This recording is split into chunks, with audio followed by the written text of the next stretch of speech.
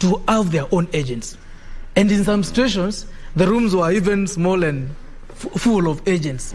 But it is the right of those candidates to have their agents there. Yeah. And actually, the POs did not chase away agents. But in some situations, the POs chased away party agents. Now it is upon the candidate to prove that this agent was properly appointed, because some of them does not know the procedure of appointing an agent. I tried to advise them, but some could not even follow the advice strictly. So if you do not properly appoint your agent, and remember the elections regulations provide that the party agents must be submitted 14 days. Yes. But now for individual candidates agents, they must be submitted with 48 hours to the election. If you submit your list past the deadline, for candidates it's 48 hours, maybe you submit now a day before, then automatically the PO will be justified in not admitting those agents in the polling station.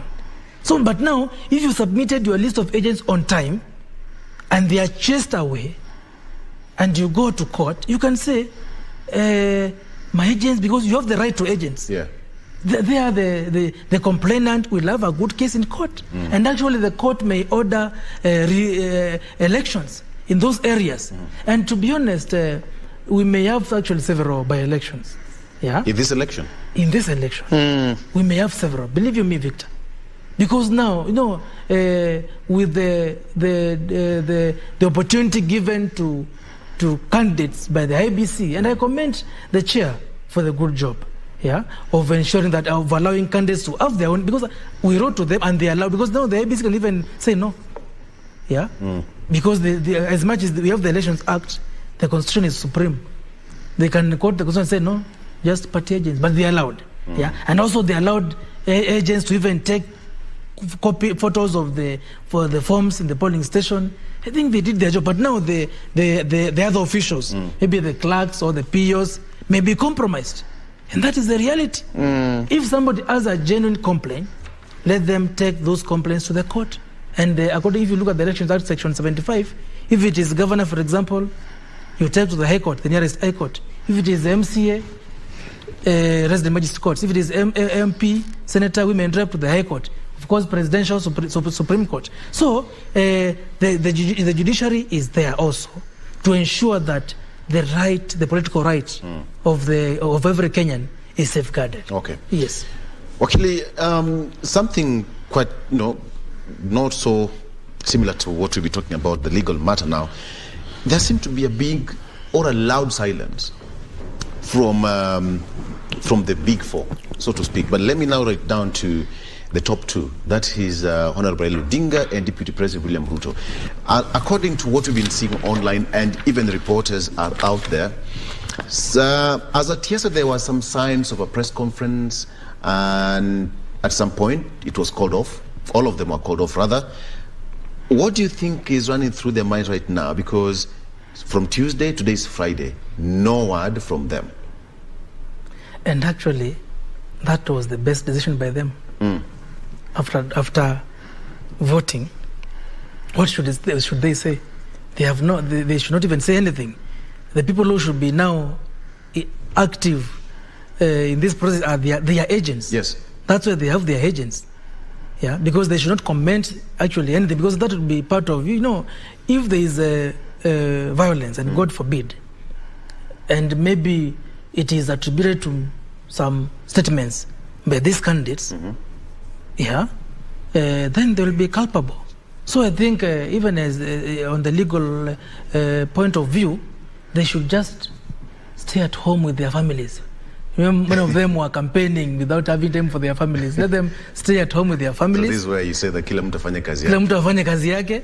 Let the agents do their job. But of course, Victor and Kyoria, don't expect the candidates to be sleeping. They are actually even working much harder. They're working from home. They're working from home. No, with this COVID, they're working from home. Because you see now, and of course I saw the preparations by Azimio to have their conference. And even UDA side. And UDA side, actually I saw at the Asula's mansion and at the KCC for the Azimio, I saw they had prepared. Of course they are waiting to hear what remember Chebukati was to address the nation yesterday at 4. Mm-hmm. Yeah. They were waiting, maybe they wanted to react. Because when the chair makes a formal address, then there is something which can also be responded to by candidates. Because remember, he is the returning officer for the presidential election. So the big silence is good. It means they are working. What is more important is for the candidates, especially now the top two, because already we know it is either Raila or Ruto. That one we know. Yeah. So it is upon them now to ensure that their agents are doing a good job. Yeah. But now making statements like this, because I saw even my senior Sifuna making some statements, we should not be making statements at this point. Let the IEBC do its job without any interference. Because you see, if you make some reckless statements and something happens maybe and you launch a petition, even the court will look at you and say, even you are careless. Yeah. So I think what they should do is to wait, let them comment on the statements by IEBC. If Chebukati comes up with another formula, maybe he changes some of the rules, then they have the right to comment. But as for now, Victor and Kyoria, I think it is best of them to just stay away and work from home. Wakili, I have a quick one on the process, because I'm sure you observed the 2017, and of course advising a serious political figure in the name of Kalonzo Musyoka obviously puts some responsibility on you. You saw the election in 2013. There's no doubt there's an improvement, a lot of improvement in the transmission of results in 2022 as compared again to 2017. But from a legal perspective, do you think there's tightening that needs to be done, either legally or in terms of technology, to tighten the credibility of an election? Yes, Kyoria. And I've always, when Victor was hosting me here before the elections, I was telling him, and I was advising IEBC on air and telling them they must do, and of course it is not their duty, but there must be proper civic education.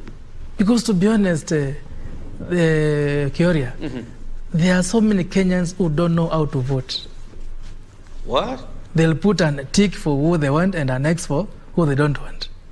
Those are rejected votes. But more importantly, Kyoria, and this one I will state it as my opinion as a Kenyan, there were so many Kenyans who were prevented from voting because maybe you traveled up country, but you took your vote in Nairobi, you had no chance to transfer. Now with the technology, and we have the KIMS kit, why should you be? And of course, if they improve the technology and ensure that it is fully digital, let every Kenyan be allowed to vote wherever they are. Even if I travel out of the country and there is a polling station in the embassy, the nearest embassy, I can go there and vote. I shouldn't be told, go to Sekuru where you come from. So I think with regards to protecting the right to vote, as per Article 38 of the Constitution, I think that needs to be done. Because of course, if we continue being manual, it means a PO cannot have the entire register for the entire country for you to be allowed to vote manually. Yeah. On the issue of now the voting process, yeah, and you have seen in some situations, especially the MCA seats, there are so many names. They're even close to 30 names. Yeah, and of course it is their right to be allowed to participate, and it is the right of now the voters to vote. Yeah, so the IEBC, and from looking at what they did, it was so organized. Yeah, whereby you are seeing the color of the ballot paper is matching with the ballot box, very organized. So now, if the voter is confused, the IEBC have done their job. Because if I compare 2017 and now, and actually, if you remember, there were long queues in 2017. Yeah, very long queues. People going to the polling station at 5 a.m. They are voting at noon. Yeah, but this time round, it was very swift. But of course, it was also being delayed by some of the voters not being identified by the KIMS kit.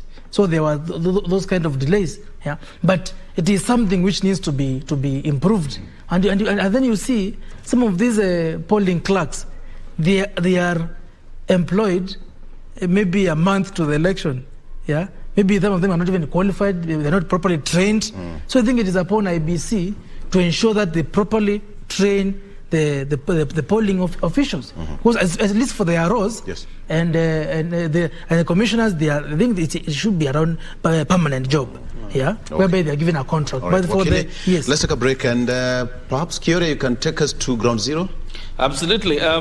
Quite an interesting turn here. And of course, we'll be trying to link up with Ruth Wamboi, who is in Starehe. There's a commotion a bit in Starehe. The results are not yet announced in Starehe constituency at Jamhuri High School. And probably Ruth Wamboi will paint the picture for us of what is happening in Starehe. But right about now at the Nav Center is Serafina Robi, who joins us live from the Bomas of Kenya. Serafina Robi, good morning.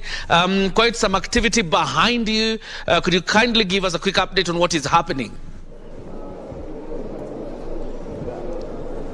Indeed, a very good morning, John Jacob Curia, coming to you live from the Nav Center of the Independent Electoral and Boundaries Commission, where we are at the auditorium, where, as you said, you're able to see a lot of activities going on here at the auditorium, where we have seen a number of agents representing different political parties as the verifications of Form 34A and 34B is going on. And as the chair of the Independent Electoral and Boundaries Commission, Wafula Chebukati, had indicated yesterday, is that the returning officers have started coming to this particular place, bringing the physical forms of Form 34A and 34B, which are then being verified by the Iebc official, and thereafter the report is written and handed over to the chair, who is Wafula Chebukati, who is able to then declare the results. As of now, what you can see on the screens that are inside the auditorium is that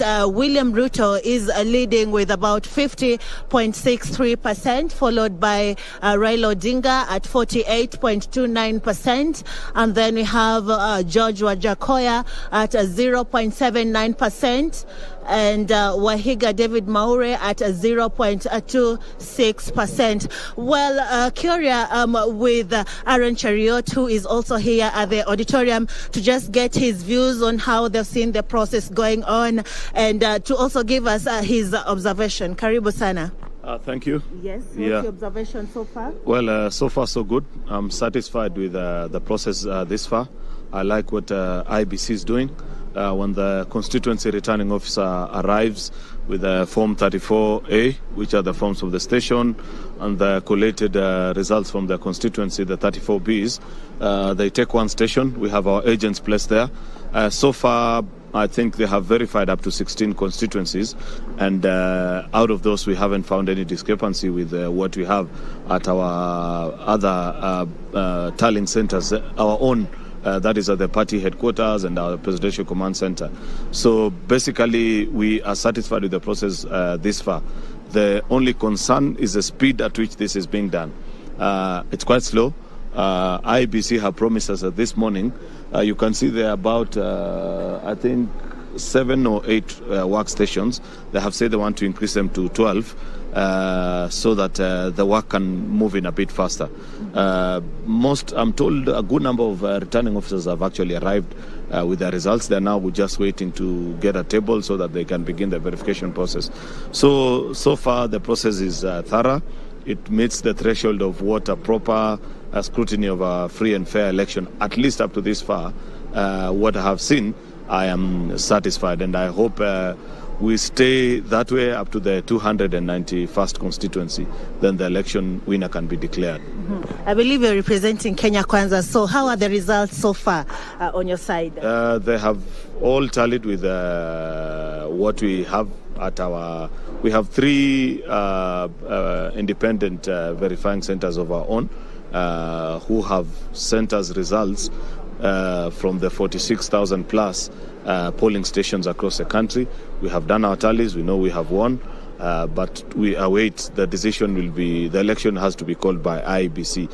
The thing that we are happy about is that up to now there hasn't been a single variation between what was reported at the polling station and what is being brought here.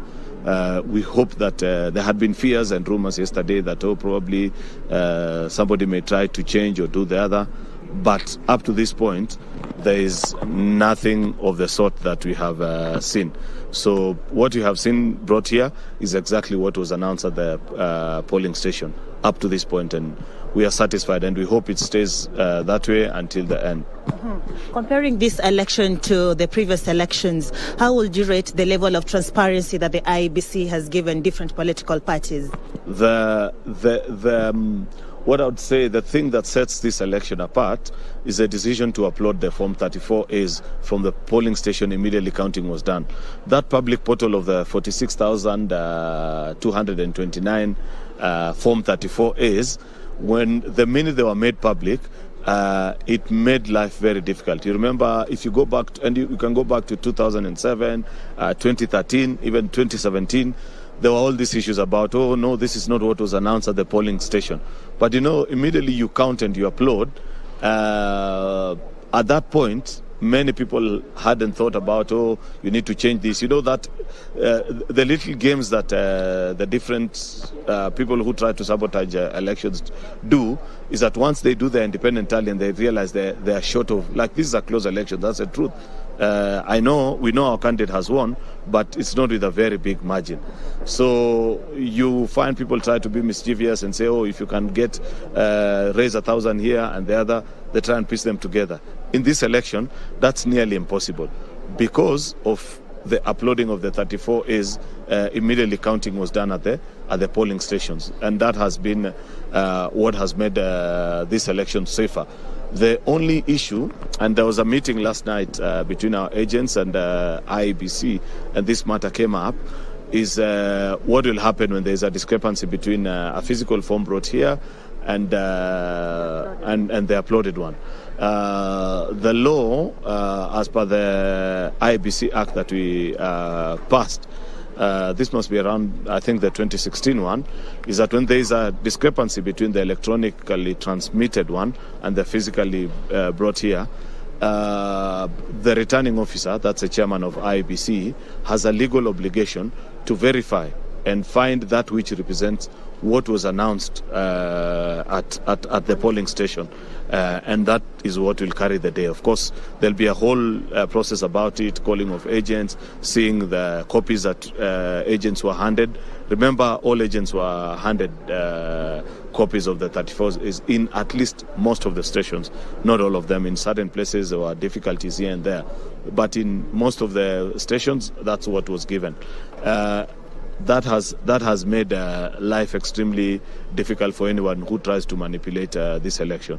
So once that matter was determined yesterday, and the chair said we will take it through a thorough audit so that we establish why there's a variation between the form that was announced at the polling station and what was uploaded to the portal. And of course, what is announced at the portal also has a timestamp and other security features. So it's more difficult and nearly impossible to tamper with than the physical one. Though even the physical one, part of what is being done here is to check many of these, all these forms actually have got very high-level security features, watermarks that are hidden and the rest, which to sit down and have the master to have the presence of mind to carry out a forgery of the same is not something very easy. But we know that we are facing people who might not easily want to concede, so we will remain to be vigilant. Yeah. We've seen also early celebration. What does this indicate from different both political parties? I don't know. It could just be the political play. Everybody's trying to psych up their supporters. You don't want to be seen as if you gave up early. But between us and them, they know the truth. That's why you saw the drama of the things they were trying to do. They're making life impossible for Iebc staff. Remember, when their candidate, when the tally that is being done independently by media had their candidate leading, they didn't have a problem. But later, when the process moved almost to completion, they started saying the media houses have been hacked. So it tells you that they know the truth. Once they raise a complaint against the media, I can tell you, I know for a fact, and that's why I have come here this early, that in the next few hours, you'll see them coming to try and disorient IEBC. But we want to plead with IEBCs to stay firm and not accept to be intimidated by anyone. Let them just do their job independently. Okay, as we wind up, how many agents does Kenya Kwanza have at this auditorium? That's the other issue. The reason you can see the desks are empty is that most of our agents, about maybe 30 of them, they have worked the last 24 hours without taking a break. We have agents who are waiting outside, but the accreditation process is quite difficult. So we have people willing to come and do the job, but they don't have IEBC accreditation. Nobody foresaw that it was going to take this long to do a verification. So if IEBC can quickly verify our agents who are outside, we will begin the verification. As it is right now, you can see people are idling on the tables. You're the only agent around so far? No. I'm not an agent. I'm an observer. But our agents are seated on the table, those who have been able to change shift. But there's a bigger group that is outside who haven't been accredited. And I guess that goes for both sides of the divide. You can see that's why the tables are empty. That's why the returning officers are sleeping on the chairs, because there's no desk that has been set up for them to begin their work. If that can be sorted, it will make this work a bit more easier. Have you raised that with the IEBC? Yeah. They're addressing it. They've said they're working on accreditation of all those agents. Like I've told you, they also want to increase the workstations. They want to move it to about 12 workstations, so that every swoop they do 12. Remember, they have 291 or 92, 292 stations. And as we speak, they have done only 12. So there's a whole 280. And I think they've announced only 6 or 7, if I'm not wrong. So there's a whole day of work ahead of us. Okay. Yeah. Thank you very much. Thank you. Well, John Jacob Courier and Victor, as well as Jane, as you've heard from Aaron Chariot, just giving us a breakdown from the Kenya Kwanza side on how they're seeing things here at the auditorium at the Bomas of Kenya, which is the Nav Center for the IEBC, saying that right now the only problem they're experiencing is that some of their agents and observers have been locked out of the gate because they do not have accreditation, and they're now calling on the IEBC to step up and try to find a solution for that.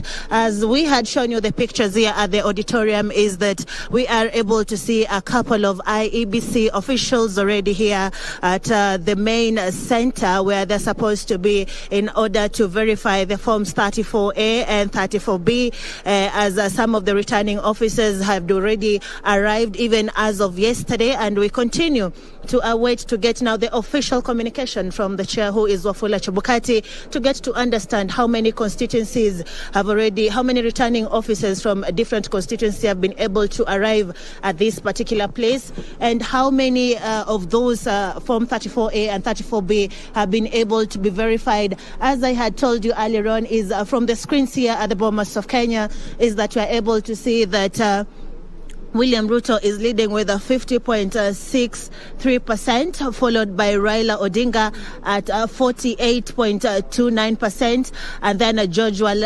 Wajakoya at 0.79%, and Wahiga David Maure at 0.26%. Well, we'll continue to follow up on the updates that are being put on the display screens, and we'll be able to update you as we await for the chair, Wafula Chebukati, and the other commissioners to come and address us. Back to you, Curia. Good one. You've talked to Aaron Chariot of Kenya Kwanza. I see Paul Mwangi behind you. Probably at a link later, you can try also get Paul Mwangi to speak to us also about the process and how they think the process is faring. If it is possible now, but of course I see he's a little bit far. It is not possible to get him, but probably later you can get him. But as I let you go, Sarafina, looking at the process, because you're witnessing what is ongoing, how do you estimate, or when do you estimate this process will end, in your own estimation? Well, from what we heard from the chair of IEBC, who is Wafula Chebukati, yesterday, he was able to tell us that they are expecting to have all the returning officers to come with the forms 34A and 34B to this particular place, bring the forms, and then thereafter they will be verified from this particular place. Then after verification, they'll be able to record them, and then after the record, they're recorded, they'll be able to do an analysis so as to get to determine for the presidential results whoever will win on whether they've been able to attain the 50 plus 1 vote, and also if they've been able to get half of at least 24 constituencies, they've been able to win from at least half of the votes from at least 24 counties. And therefore this means that since we've not been able to see all the returning officers yet to arrive here at the Bomas of Kenya, this means then that we expect them to come today, which is on Friday, and maybe the verification will take place today and tomorrow probably, and thereafter maybe we expect the results to be declared either on Saturday, Sunday or Monday, given that the chair Wafula Chebukati was able to tell us that they have a timeline of about 7 days to declare the results from the original voting day, which was on the 9th, Tuesday. So this will probably be either from tomorrow, from Saturday or Sunday or Monday. You have a question for Serafina? Thank you so much. Perhaps just one thing, the way we said, get Paul Mwangi. We also need to get from him to balance the other side. Serafina, continue bearing the cold. Hata si pia tuko kazi huku. Absolutely. Awesome. Thank you very much, Serafina Robi. Of course, with an update from the Bomas of Kenya. We'll be linking up with her later. She is our appointment at the Bomas of Kenya. Thank you very much. Now we head over to Trans Nzoia County. The results of the gubernatorial position are out. This footage is from earlier.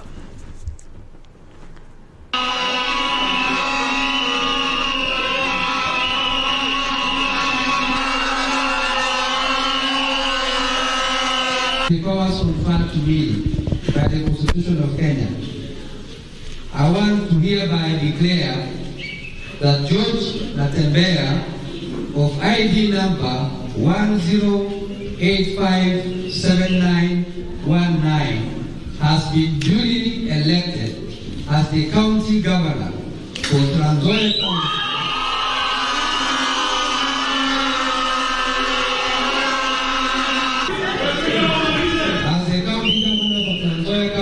In the elections held on the 9th day of August 2022.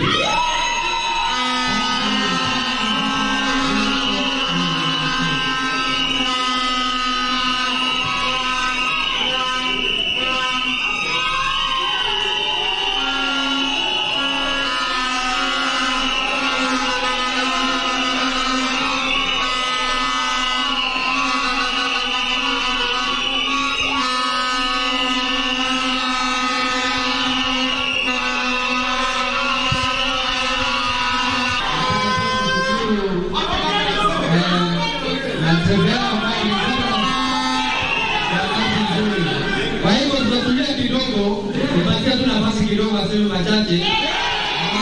Ningependa kwanza kuchukua nafasi hii kuwashukuru sana wananchi wa Trans Nzoia kwa hii heshima ambayo wamenipa nikuwe kiongozi wao kwa miaka 5 ambayo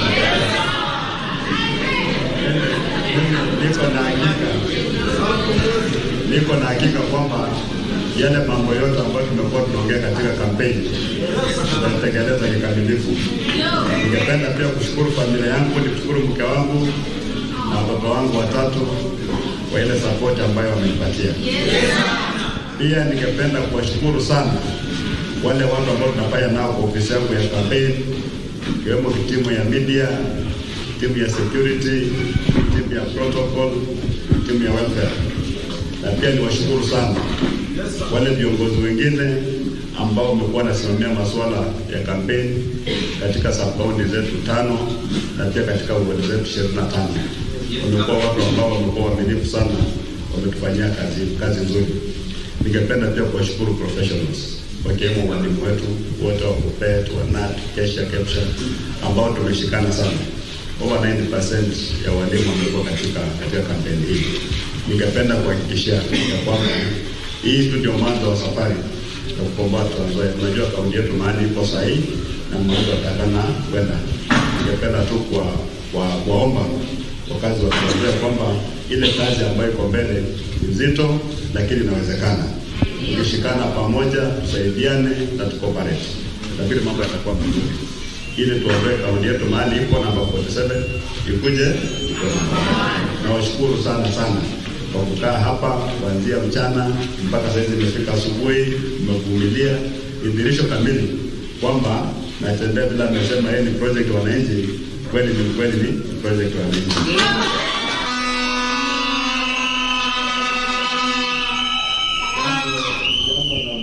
Kumshukuru yule alikuwa mpinzani wangu kabisa wa karibu, Bwana Chris Omalo, kwa kukubali matokeo ya uchaguzi huu. Bila watu nasema kwamba uchaguzi sio uadui, ni fursa tu wananchi wanapewa kuchagua viongozi.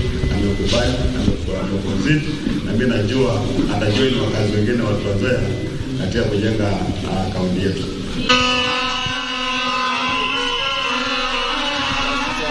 George Natembeya, he is the former regional commissioner for Rift Valley, now will be at the helm of affairs in Trans Nzoia County as the governor elected on a DAP Kenya party, trouncing Chris Omalo of the Ford Kenya party. And it appears like the contest between Eugene Omalo and Moses Wetangula has been sorted somehow, with Wetangula starting himself a bit in Bungoma, and Eugene Omalo asserting himself in Trans Nzoia, but not quite really, because I understand the senator from Trans Nzoia is from UDA, but that contest appears to have been settled. Victor, over to you. Natembeya ametembea kwa kiti ya ugavana. Yes, sir. The comic relief with Kenyans.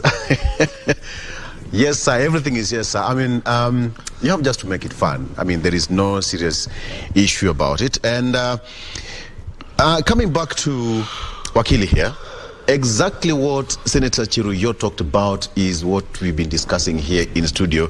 The issue of the discrepancy. Yes. Which have also been asked by Sarafina, the discrepancy from the physical form brought by the returning officer and the one that uploaded.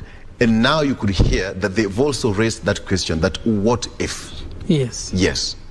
And perhaps this is where there is some heat being generated at the Bomas of Kenya. Exactly. The heat will come from that discrepancy. Yes. Because if things go as they're supposed to be, there should be no discrepancy. But listening to my senior, Senator Cheriot, and he has quoted the law very well, is that with the security features which have been put on those forms, it becomes, and actually that will answer Kioria's issue, which he had about now, what happens if the form that 4A and even the B are interfered with along the way. Yeah. So now, if the electronic form is different from the physical, then it becomes the duty of the returning officer in the presence of the agents to make a decision. The decision must be made before the results are announced. Whether the decision is to disqualify or maybe to take it as it is, or with the agreement of the agents, choose one particular form, it becomes the RO's discretion. But as I said earlier, whatever is transmitted electronically should be whatever is in the physical form. It should be. If there is any discrepancy, and of course when the forms are being transported, it is assumed they are transported by the Iebc officials and security personnel. Of course, I don't know whether it is possible to have the agents in those vehicles, but sometimes they demand to have at least one agent in those vehicles when they're being transported. If there are any issues, in my opinion, it is easy to interfere with the physical form. Yes. But the electronic form, and as I saw it when I was observing the elections, the photo is taken there and there when the agents are looking, and it's transmitted, and the time is even indicated. And there are security features. So it is not easy to interfere. But of course, some people are saying they are hackers who are, and of course you saw that whole drama yesterday when some people were being arrested at Bomas. They are saying they are hackers who can hack the Iebc system and interfere with the electronic forms. That's why, of course, we have the physical form. So let's hope, as my senior Cheriot said, let's hope that everything will go on smoothly. And I haven't had any complaint by either the Azimio team or the Kenya Kwanza team. So it means IBC is doing a good job so far. Let's hope there will be no because but I think, as we said earlier, they need to increase their personnel. To be honest, and I noted Senator Cheriot's complaint that they are very slow. And actually, he said that IBC planning to increase more desks to perhaps 12 now. Yes, they have to. And that issue of the agents, and I remember I wrote to the IBC myself on Wednesday, asking them, actually sorry, on Tuesday evening after the elections, they had not approved the party agents who were supposed to be, I mean, even observers, who were supposed to be at Bomas. Because they are supposed to be given badges. And now at the same time, they are going on with the process. And now as you speak, and you've heard Senator Cheriot say, their agents are still outside awaiting verification, and the process inside is ongoing. So IBC, I think at this point, should enhance their efficiency in terms of how they are handling this process. The solution is for them to have more personnel. And probably this could be one of the reasons why we might have a long delay, because whatever Aaron Cheriot has said is that everything's now, nothing is happening at the Bomas of Kenya. Yes. People are sleeping. There are people behind, actually outside the hall, the main auditorium, waiting for accreditation. We are looking at a situation where now we are going to have a rush hour to beat the deadline. That's true. And now that brings me to the question I asked you. So what happens if it spills over past the 7-day period, beating the constitutional deadline? There, I think it will be now a court issue. Let's not predict the worst. Let's not predict the worst. But if that situation arises, I think they can move to court. Though the court and seek more time. The court legally, Victor, the court has no power to extend constitutional deadlines. So what would happen? What would be the probable scenario? Because these are constitutional deadlines. Yes. It's an interesting bit. It's very interesting. Yeah. It's very interesting because now it becomes now a question of, can we have an extra day? But the question is, what did you do with the time you had? That's the question. Okay. What did you do with the time you had? Yeah. But of course, if that situation arises and there are some circumstances, of course, the court may try to intervene, because that bit is a bit silent. It's very silent in the Constitution because it says within 7 days. Yeah. So what if? Yeah, what if exactly? So let's hope they'll do their job. What if? Yeah, let's hope they'll do their job. Yeah. Within those 7 days. Okay. If it means having more personnel, so be it. Yes, they have to enhance the way they are doing the verification. Yes. Okay, Wakili, there's a question of the swing vote, and in this election, it did not appear so much that. As compared to the previous elections, we never had an issue of a swing vote area, like in the past. At this particular point, we would say that each and every candidate, at least, tried to evade all these areas which were considered or perceived to be swing vote areas. What would you attribute this to? I think, looking at how the elections are coming out, those areas which were said to be swing votes, actually they are becoming either shared or strongholds of some candidates. Yeah, because if you look at Northeastern, for example, it is shared. Northeastern is shared. Look at Kisii, it is shared. Yeah.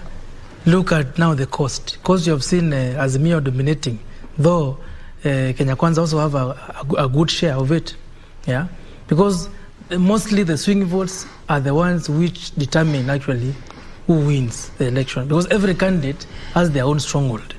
Yeah, like if it is Kenya Kwanza, we know the Rift Valley, Mount Kenya. Now, actually, the swing vote, in my opinion, right now, Victor, is Western, because now Western is becoming like not anybody's bedroom. You have seen even the results in Vihiga, where now even the governor is it ODM? ODM. Yeah, so I think the issue of swing votes, and of course looking at how the candidates were able to share positions with people from various regions. I think it became an issue of what is there for us. Yeah. Look at the Rakanithi, for example. You can't even Meru. You actually think they are becoming swing votes. You can't tell whether it is for Azimio or for Kenya Kwanza. Yeah. So I think the way our elections are being done, our people are voting based on what they believe in, and actually people have tried, to exercise their democratic right, and now whoever wins, in my opinion, whether by a small margin, will have won, so long as we ensure that the results as they were at the polling station are the ones which are being declared at the tallying center. Okay. Yes. All right. Curia? There's a question you've posed to Wakil, an interesting one, particularly on if Iebc is unable to declare these results within 7 days, obviously because of the process. As you can see, it is very tedious. And Wakili, you talk about going to court, probably to seek an extension, but probably from where you see it, don't you think then this would precipitate a constitutional crisis? Because the Constitution sets timelines on which even a challenge in the Supreme Court should be filed within how many days? Then the judges have 14 days to listen to it and make a determination. And then with this, and a certain period after the determination, if the win is upheld, when the presidential candidate should be sworn in as the President of the Republic of Kenya. So don't you see a likely precipitation of a constitutional crisis? Yes, Curia, there will be a constitutional crisis. And as I said earlier, the court have no mandate to extend constitutional deadlines. They can only extend statutory deadlines. Because these deadlines by the Constitution are final. They can only be amended by the people, not even the court. The court is supposed to interpret. So, but in the event that it is not possible to have the results declared within the 7 days, then what does it mean? I think it may mean that we may have to conduct another election. Yeah, because you see, if we say we extend, then now, as Kiore says, it affects everything else. Yeah. So now it is upon the Iebc, and they have a constitutional duty to make sure that they adhere to the constitutional deadlines. That's a duty. So they must adhere to it. And I believe Kenyans and ourselves, Gloria and Victor, we should not be worried. I'm sure Chebukati and his team will declare the results by Tuesday. I believe so. But of course, as we have seen, they need to increase their personnel. That one they have to. Yeah. Yes. All right. Victor? We are still continuing with our discussion and our preparation, the announcement. Things are still looking pretty slow at the Bomas of Kenya, as was given to us by Serafina Robi there, and of course Senator Aaron Cheruyot. Things are still happening at the Bomas of Kenya. We are still waiting for more announcement by the chair, Iebc, that is Chair Wafula Chebukati, to give us more update on what is the development probably at this particular hour. So far from what you can see on your screen there, nothing much is happening. Apart from the latest, that is still standing at 695 out of 46,229 polling stations across the country. And from what you can see on your screen there, those are live pictures from the Bomas of Kenya. That's a green stadium, so to speak. It's a green stadium. And a lot of, according to, even from the picture itself, nothing much is happening. There is a lot of people have relaxed somehow, and even the big podium for Chebukati itself is completely empty, meaning nothing is happening there. So we will be giving you more details as and when we receive them here in studio. Remember, it's a tedious job. Probably a day or two, because Chebukati said that they will give the results in due course.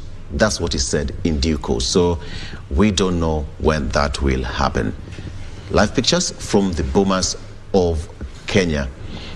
This one is trying to calm down the masses, because as the speed at which the social media returning officer were running was even faster. Was even faster than the technology itself. Yes, and you may allow me to comment KBC, at least for showing the verified results. Good, thank you. I think we should, other media houses should do the same. Let us display, we take the lead. Verify. Yeah, KBC is taking the lead. That's how we promise you that's where we get everything because, right. To be honest, Victor, the social media returning officers are following what is in the media houses. All of them are run out of bundles, probably. Exactly, yeah. So I think let media, and I plead with them, because this is causing anxiety among Kenyans. We ensure that they display verified results, because those are the final ones, to avoid unnecessary anxiety. Okay. So, yeah, there you have it. We are the place to get the verified results, standing at 695 out of 46,229. There's something Honorable Chirio talked about, 292 instead of 290 constituencies. Plus 2, that would mean prisons and diaspora. Yes, exactly. Okay, okay. So which means we are also still waiting for the final results from the diaspora, for us to get the final tally on what it stands. And yes, so, and they are party agents, various party agents, to give what we have on there. All right.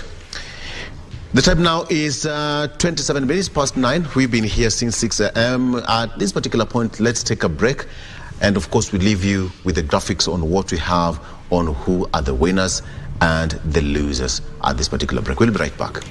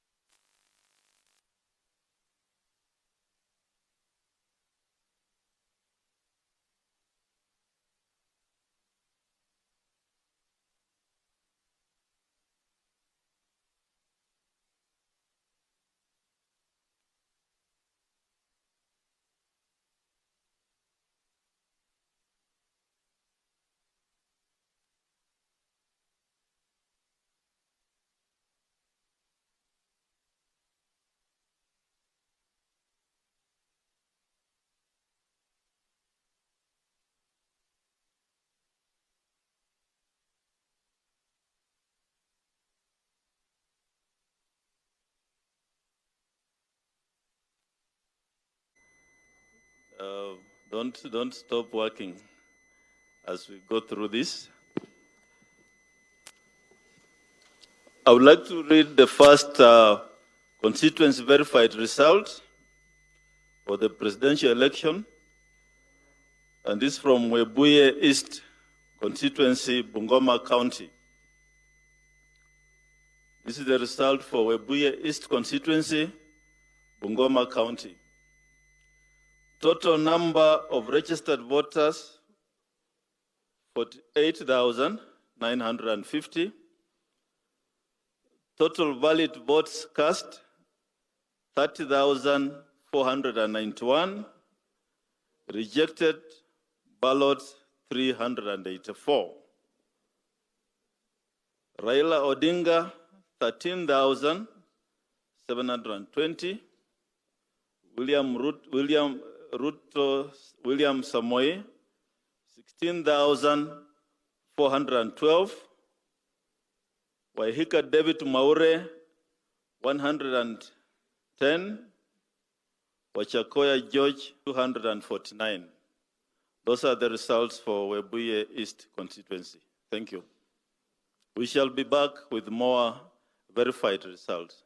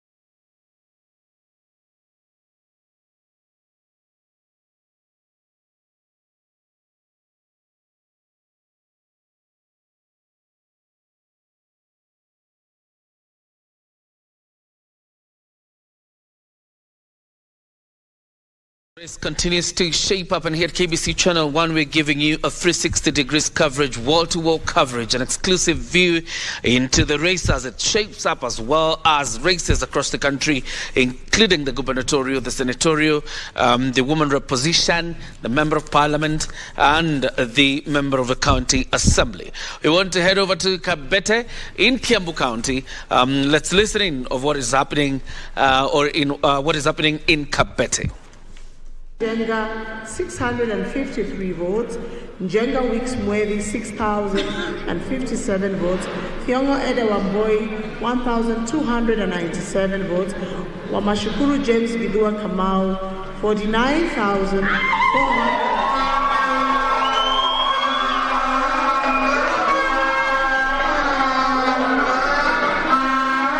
I want to take this opportunity then to present this certificate of elected member of National Assembly to Mr. Mheshimiwa James Gidua Kamau.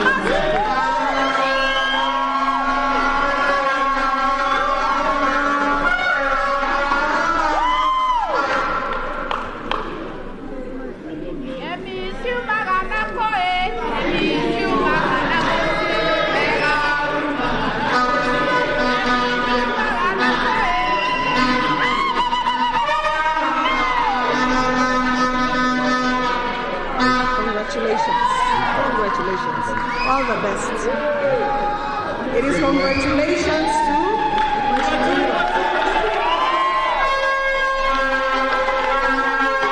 Mwenyezi Mungu kwa kunipa nafasi tena ya kuwa mtumishi ya watu wa Kabete. Pia nataka niwashukuru wana Kabete pia kwa kunipa nafasi niweze kuwafanyia kazi kwa zamu ingine ya miaka ingine mitano. Nataka pia niwashukuru familia yangu ambao pia imenishikilia, na nishukuru pia wote ambao tumeshirikiana nao katika hii kazi ndio tukaweza kupata hii kiti. Nashukuru tumepiga siasa pamoja, na nataka niwakaribishe katika ofisi yetu tufanye kazi pamoja, tushirikiane kwa umoja. Hiyo mambo ambayo walikuwa wanasema wangependa tufanyie Kabete, wakati ndio huu. Wakuje tuungane mkono tuone tumeweza kubadilisha Kabete yetu. That's Gedhua of Schools, what you would say, Gedhua wa Mashukuru, a member of parliament for Kabete, getting a second term on a UDA ticket. He was elected in 2017, now has gotten a second term. You can see his elation there. That footage is from earlier as the presiding officer the returning officer at the Kabete constituency was announcing those results. On this end of studio, I have Bernard Mweru. He's the digital marketing and partnership manager at Africa 118. It's a company that deals with issues, social media and digital marketing. We'll talk to him about what you're seeing on social media and about now. On the other end, Victor Olo is also with Wakili and will be cross-engaging. Let's start with what we're seeing on social media. And first of all, the biggest question would be, can social media be a contributant to a strife? Yeah, so thank you so much for having me. My name is Bernard Mweru, and I'm glad to be here this morning. Oh. Yeah, so as per your question, yes, there is a lot of misinformation on social, and more so Twitter being the kind of a decision maker during these kind of political sessions. And of course, Facebook as well. There's so much information that is being shared that is untrue or not verified.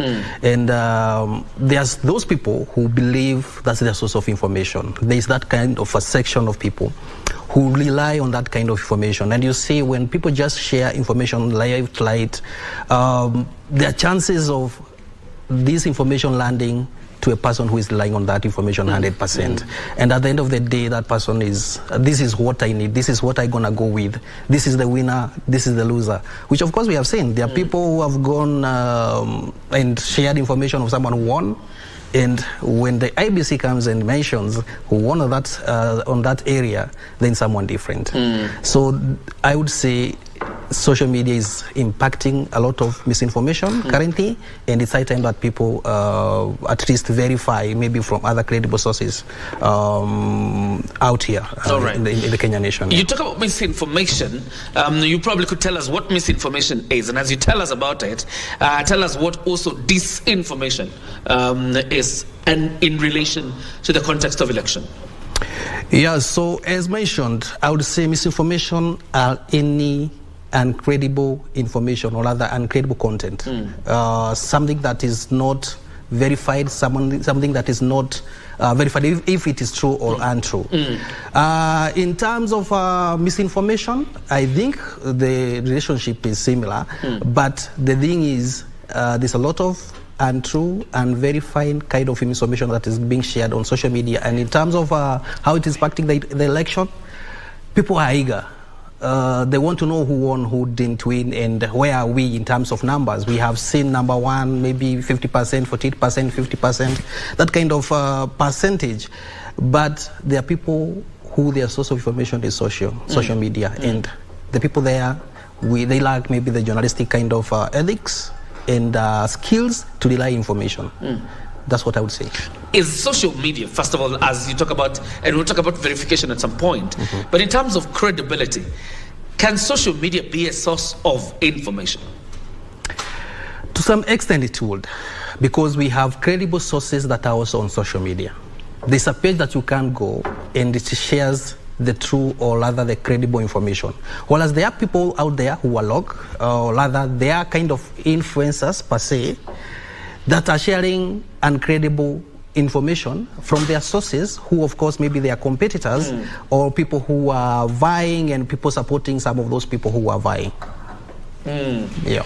Wakili, as you ventilate into this, and of course let's Victor Olom, there are parties or agents of political parties who have already called this election to their favor, sometimes even posting numbers. It is an election offense because Iebc has already said the only people who can declare or call an election is the institution called Iebc.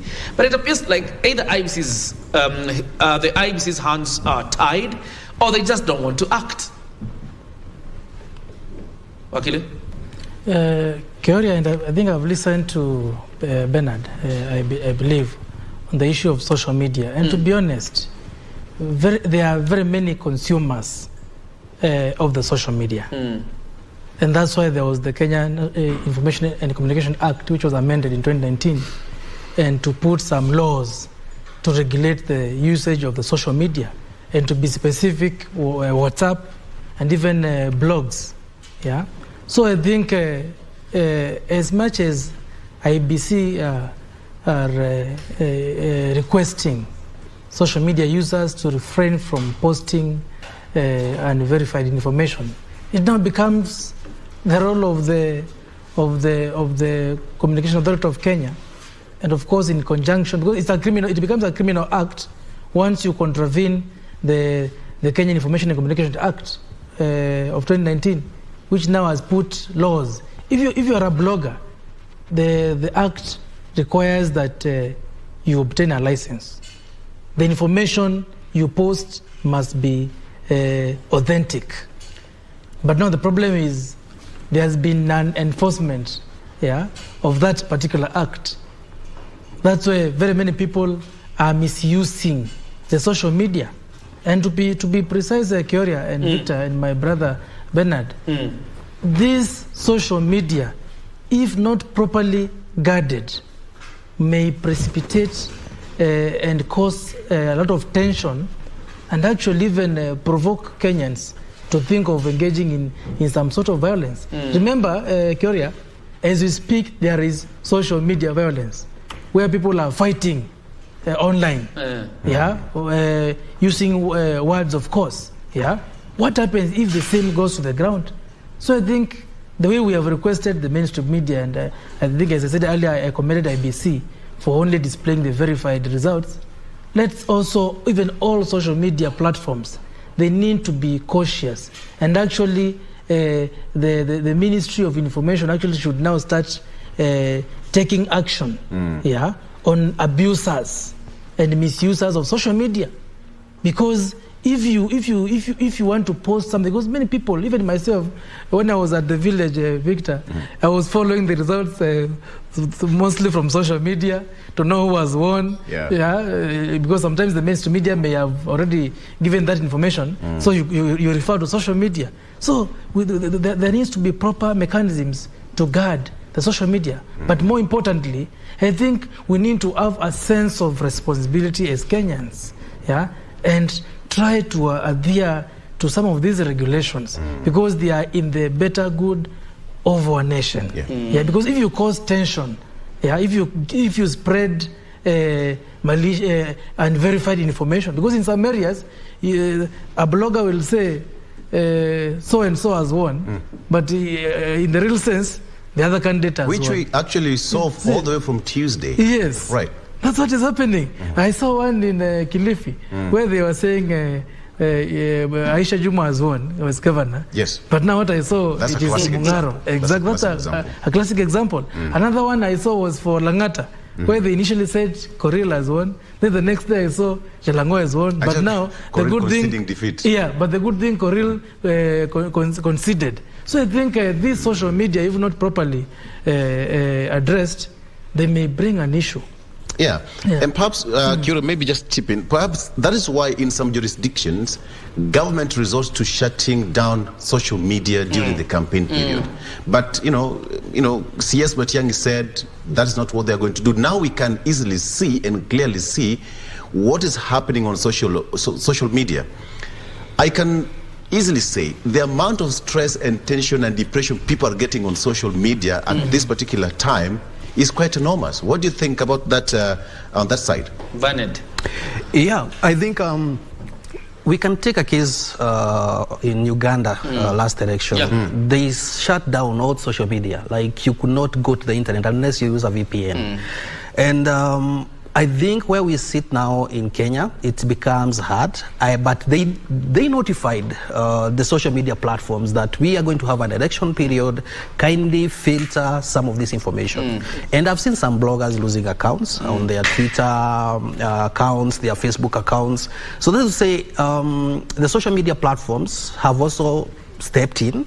For now, there are some that used to tweet and post in the last 2 weeks, but now the accounts are off. They're opening new accounts because the social media platforms have come through and, of course, taken the Bwananchi seriously in terms of what they need to protect. But, of course, because this is a bot, there are some words that are not going to be filtered because what they do is they get some few keywords and then they feed on their system, and if any kind of this keyword appears, then the post is brought down. But also even us ourselves, we have the mandate also to control. I'm sure for Facebook, if you shake your phone on Facebook, you have a chance to report. I don't know if people know that you can shake your phone when you're on Facebook, then you'll be given a pop-up where you can report a post that you feel it's misinformation or rather it's not sharing the right and credible kind of information. So I think we are heading there. But if you look at it holistically in terms of Africa elections, I think we are somewhere and not maybe to a level of maybe country like Uganda where they were last time. All right. Think about Kenya as a fragile democracy, for that matter, a young democracy while at it, but a very progressive constitution that guarantees everybody the freedom of expression. Yesterday, I think Twitter flagged a post by Martha Karua, the deputy president candidate for Azimio. How do you balance between censorship for the interest of country and freedom of expression? That becomes hard, and that is what the social media platforms are struggling with. Because at the same time they want to give us the freedom of expression, they want us to use their platforms, and they are even sure that after this election they will have gained some numbers. So, they're also in business at the same time. Whereas on this other end, we want to give the freedom of expression and have people talk and have people share ideas and maybe what they can do in terms of election, how they can handle themselves and who to support and who not to support.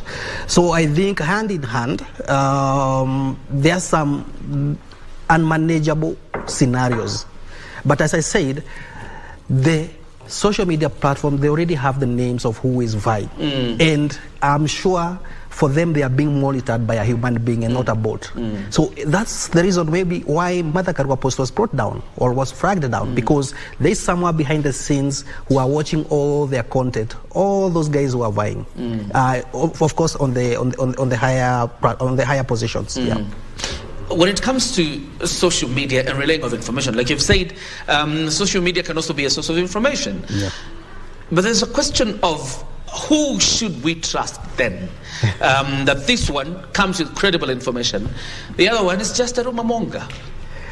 Yes, so I think it's a personal choice and personal decision on who you support, because I know even you individually, you know the sources that you rely on to and the sources that are true and they are not biased in any way, because we even have TV stations that are biased. Right now, we have radio stations which we know they are pushing a certain agenda. So I think, and even we, Wananchi, we shouldn't be, because I support someone and a certain media station is supporting a certain politician, then that will be my source of information. The government, or rather IEBC itself, has said we are the only one who are sharing the right and credible information, and all the other media houses are relying on their information. It's only that maybe the time and period and where they are starting from differs. But I would urge any Mwananchi out there, there are social media platforms for IEBC. Those are some of the platforms that you should follow, and of course the media houses that everyone out there trusts. Those are the credible sources that maybe you should be able to watch and follow. All right, walk us through the process of verification, for example, as an empowerment tool to those watching us and are relying probably on social media, because wherever they are, the only thing they can access is social media. How then do you verify that what I have seen is indeed true?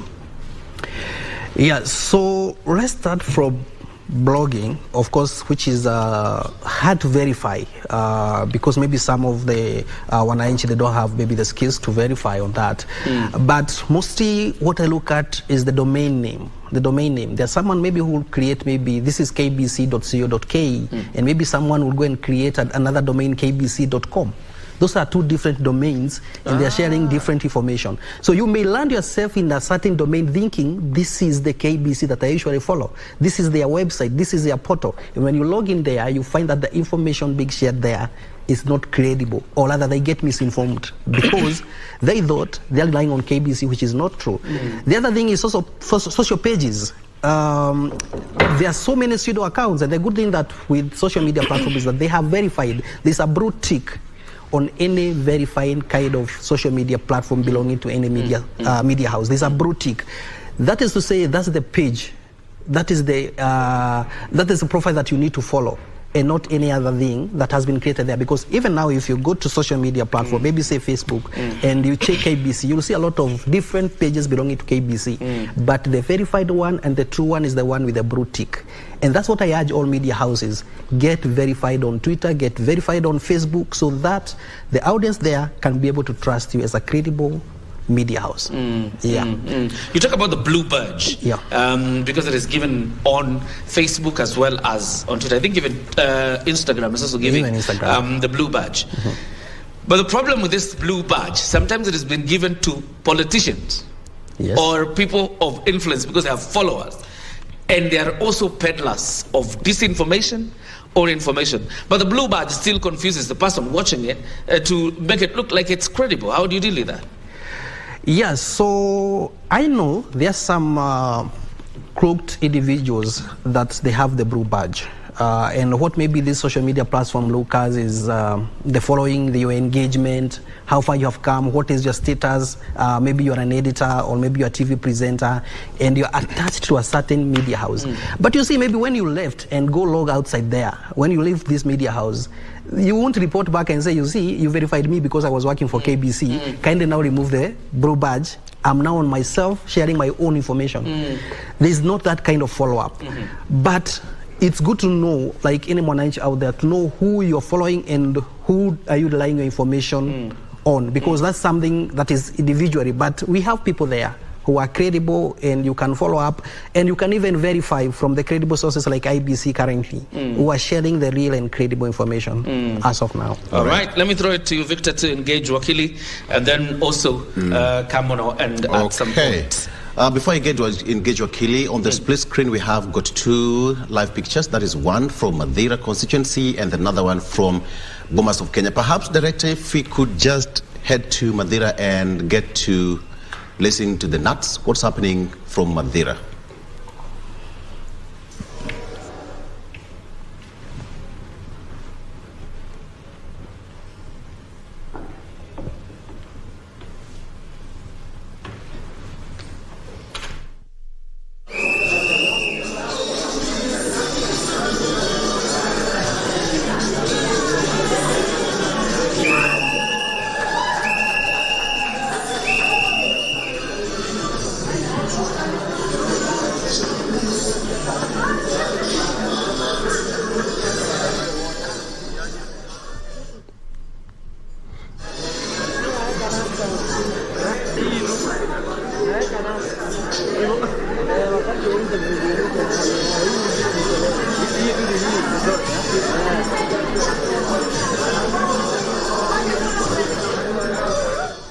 All right.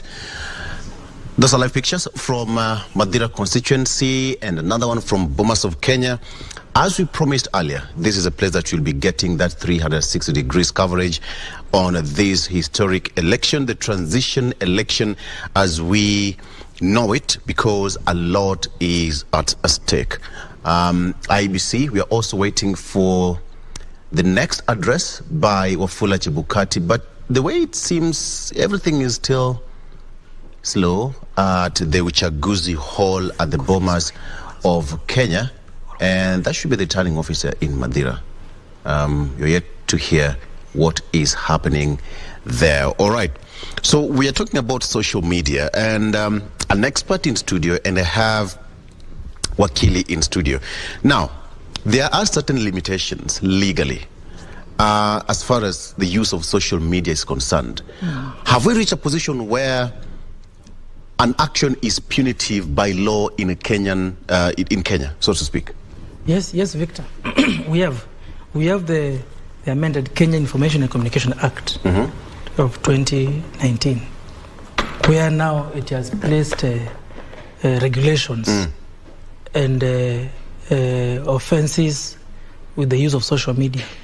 It's now actually an offense to contravene those particular regulations.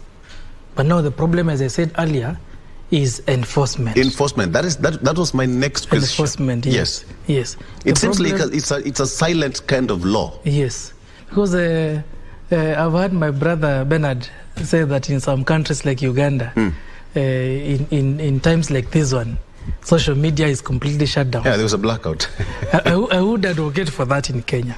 You would advocate? I would not. I would not advocate for that. As Kiore said, Article 33 of the Constitution is very clear. Freedom of expression. It must be safeguarded. I don't know whether freedom of expression is a right is in Uganda. I don't know. But in Kenya, we know there is freedom of expression, Article 33.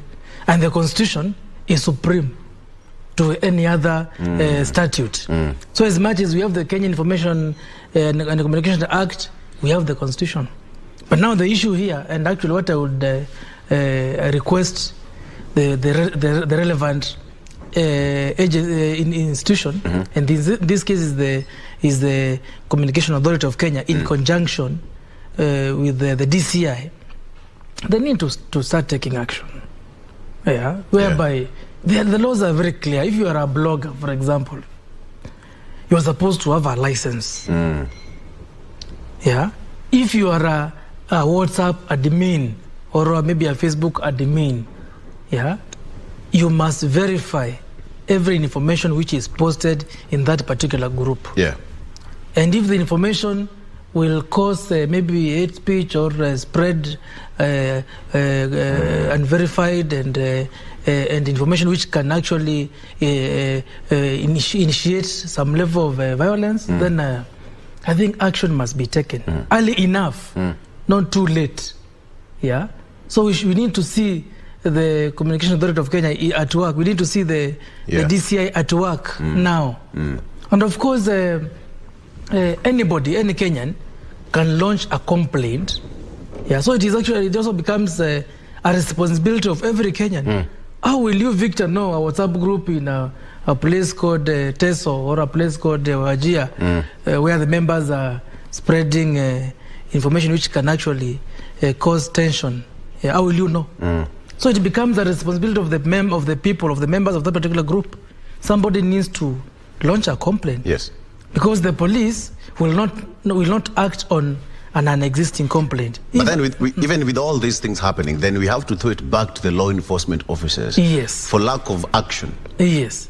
And you see now the problem with this one, Victor, if you report somebody, yes, by the time action is taken, our remaining 7 days, 4 days will be over before somebody is arrested, arraigned in court, taken to court, and there is judgment.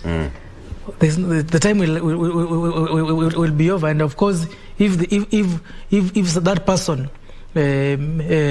initiated violence through their post, whatever action will be taken on them will be too late. Okay. So it is a matter of a sense of responsibility by every Kenyan. Okay. Yeah. I will ask you this question, and probably Bernard, you can also chip in.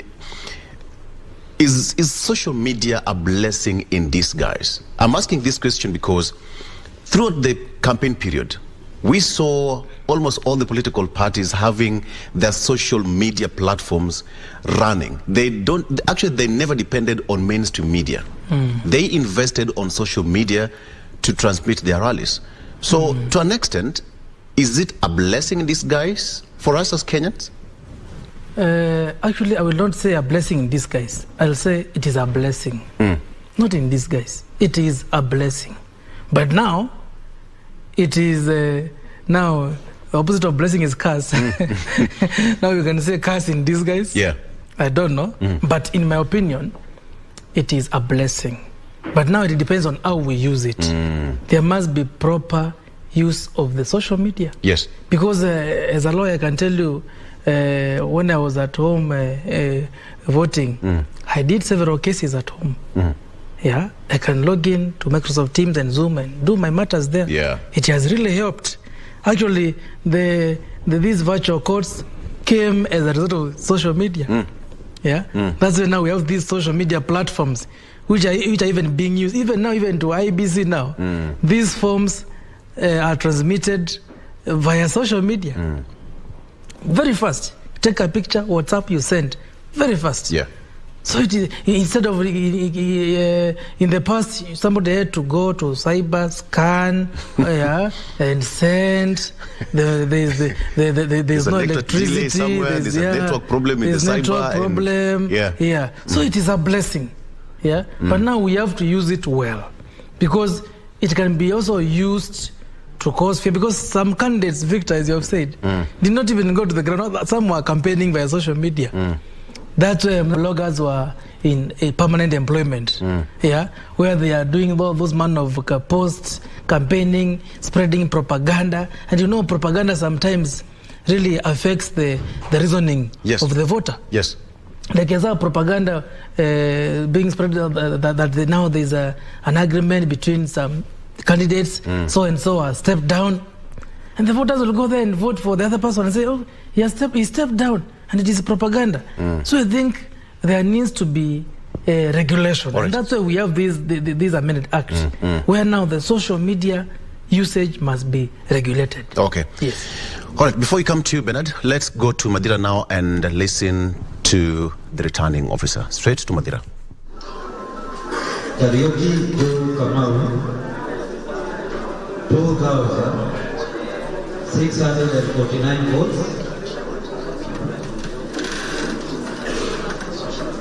Kyomo, Kejua David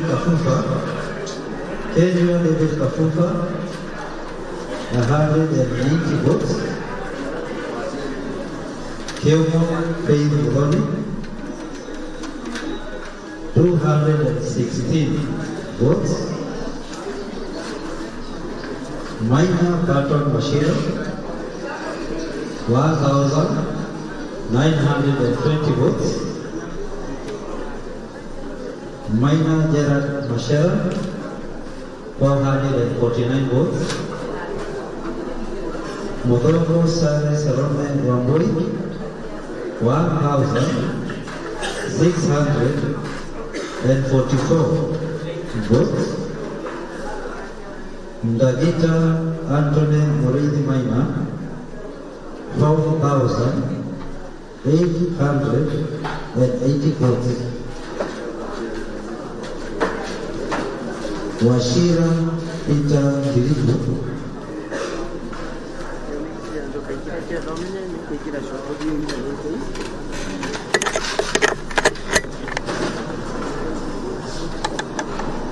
Washira Peter Filipo, 470 votes. Wamai Emma Manjiro, 524 votes. Total valid votes cast 13,063 votes. Ejected ballots were 92. Therefore,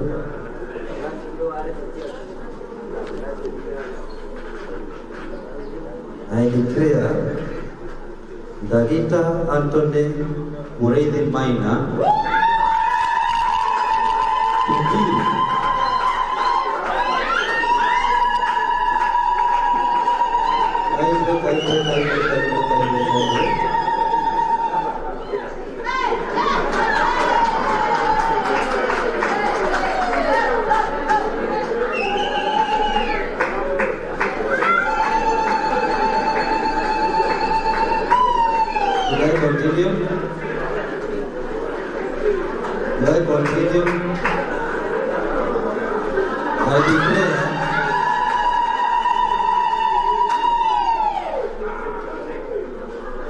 I declare Dagita Anthony Murithi Maina to be the member of County Assembly Ward for Kirimukuyu Ward, member elect.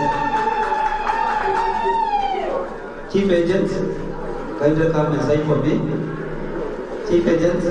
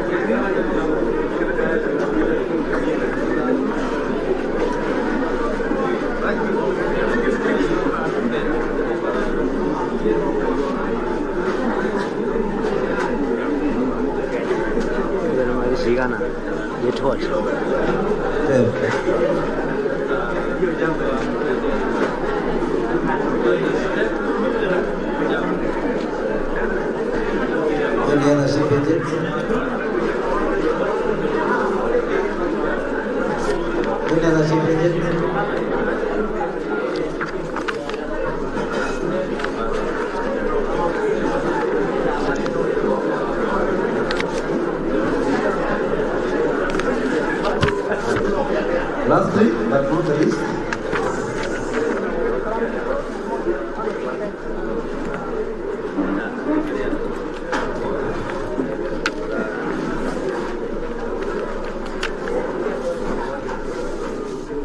Karatina Town, County Assembly, and the declaration of results are as follows. Votes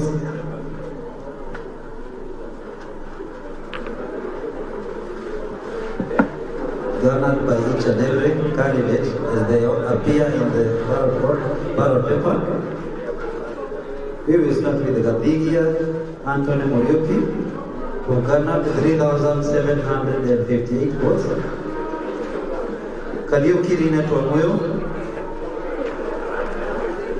348 votes. Maina Joel Gishuru, 782 votes.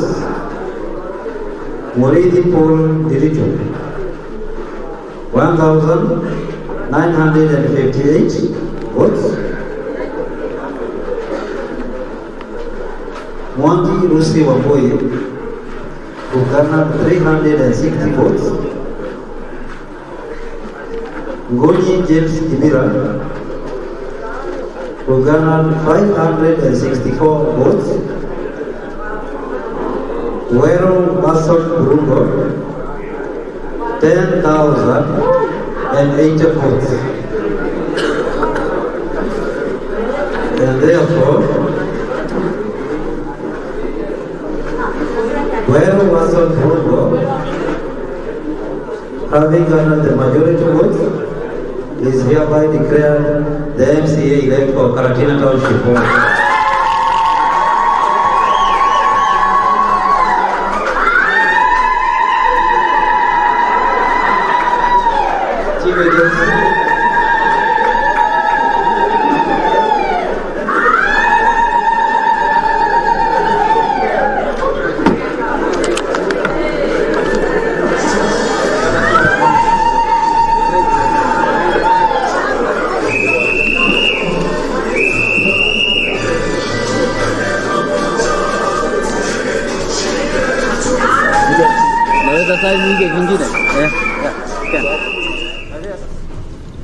Those are live pictures from Bomas of Kenya as well as Mathira constituency in Nyeri County. The returning officer there has just declared the results from Karatina Township ward, and I'm sure in this session is where they will declare the MP elect for Mathira constituency. But just what you've seen there is the declaration of the MCA for Karatina Township ward. We are also live from the Bomas of Kenya, where we expect a status update from Mofula Chebukati, the chairperson of the Iebc. But you can see the floor is quite busy at the Bomas of Kenya as political party agents and Iebc officials collect data and verify before it is posted on the portal as official results verified from forms 34A and B is the physical ones and the pictures taken at the polling station. Let's head over to Kilifi County now. Junaid Karisa is back again. This time she will tell us in which constituency of Kilifi County and what is happening there. Junaid, good morning. Morning, Kyoria.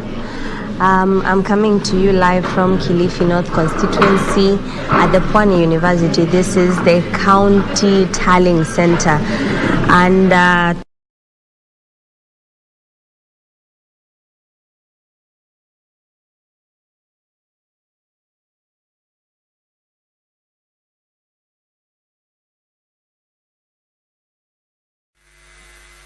we also have results for Oljorok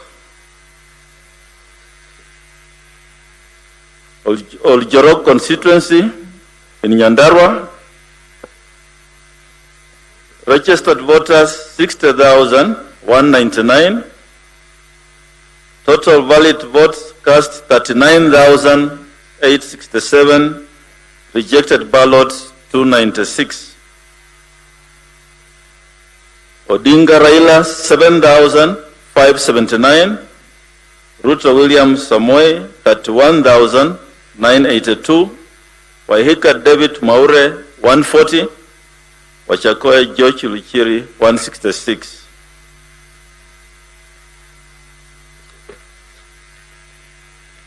We also have results for Kathiani constituency in Machakos County. The total registered voters 60,224.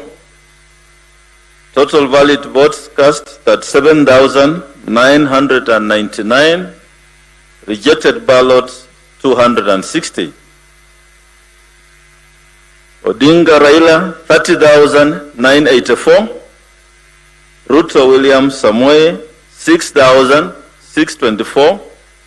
Waihika David Maure 91. And Wachakoya George Luchiri 300.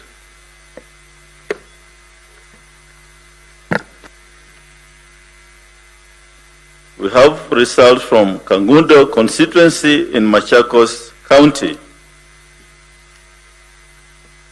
Total number of registered voters 60,796.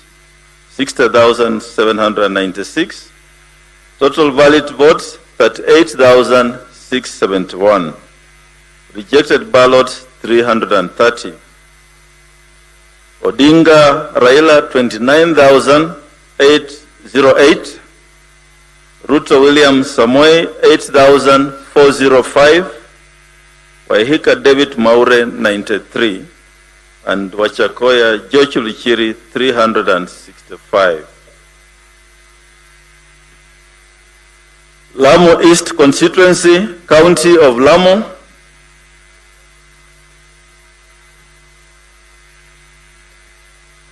Total registered voters 22,047. Total valid votes 14,703. Rejected ballots 436. Odinga Raila 9,564. Ruto William Samoei 4,639. Waihika David Maure 48. Wachakoya George Luchiri 452. So those are the 5 results. The verification is ongoing. We have about 8 returning officers in the House, and this exercise will continue. We have observed that we need to fasten up. We shall increase some more desks so that we can move a little bit more faster. So we ask for your patience and thank you all for your cooperation.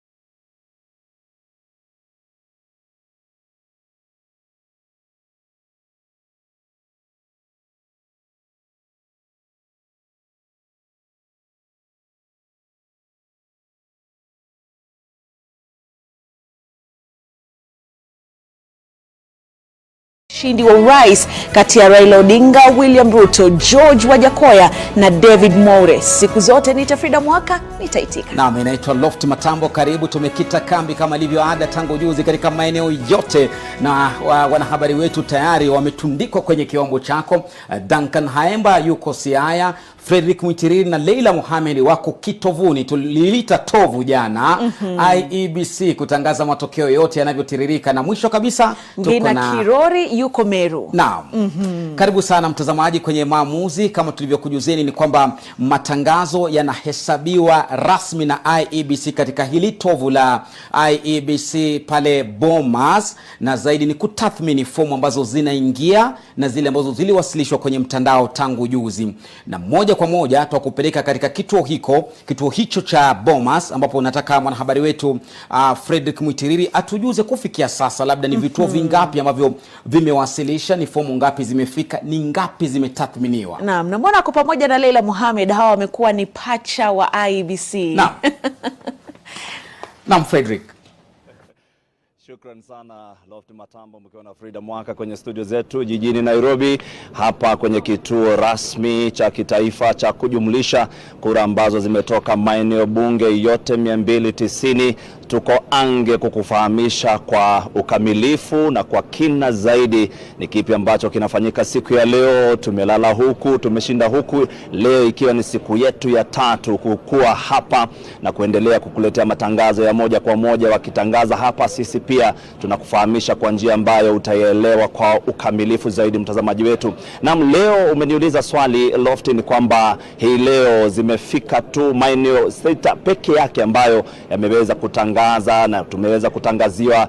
Mara ya mwisho kutangaziwa ilikuwa jana mida ya saa 6 za usiku. Maeneo hayo 6 ni pamoja na eneo bunge la Oljororok wameleta hapa, Baringo ya Kati vile vile wameweza kuleta hapa, Kathiani wameweza kuleta hapa, Kangundo, Lamu Mashariki na vile vile Webuye Mashariki. Ni maeneo bunge 6 peke yake ambayo yameweza kuhesabiwa na IEBC na wakaweza kututangazia maeneo hayo, kama vile mwelekezi wetu Jane ambaye tuko naye hapa kwenye eneo hili la Bomas anaweza kuwekea picha na ukaweza kuziona. Ni kwamba maeneo hayo William Samoei Ruto ambaye ni naibu wa rais anaongoza na 104,517. Vile vile Raila Omolo Odinga akiwa ni wa pili na kura 99,672. Wajakoya Profesa akona kura ambazo zimehesabiwa na IEBC na kuthibitishwa 1,649. David Mwaure wa Agano, kile chama cha Agano 555. Hii ni kusema kwamba kura ambazo zimehesabiwa ni 206,393. Hii ni kumaanisha kwamba kura bado hazijaweza kufika kwa ukamilifu. Leo tunaelezwa kwamba hapa ndani karibia maeneo bunge 100 yameweza kufika. Na sababu mimi hii leo usiku wa kuamkia leo sijaweza kulala hapa, mwenzangu Leila Mohamed ameweza kulala hapa ndani na ameweza kukita kambi kukuletea taarifa usiku mzima. Amekuwa akikufahamisha wewe mtazamaji wetu wa NTV. Hebu nimwalike tu Leila, ni lipi ambalo limekuwa likifanyika usiku kucha? Tangu kuanza shughuli hii mwendo wa saa 9 hivi alasiri ya mchana wa jana, hapajapata wakati wote ambapo hamna yote kwenye meza hizi.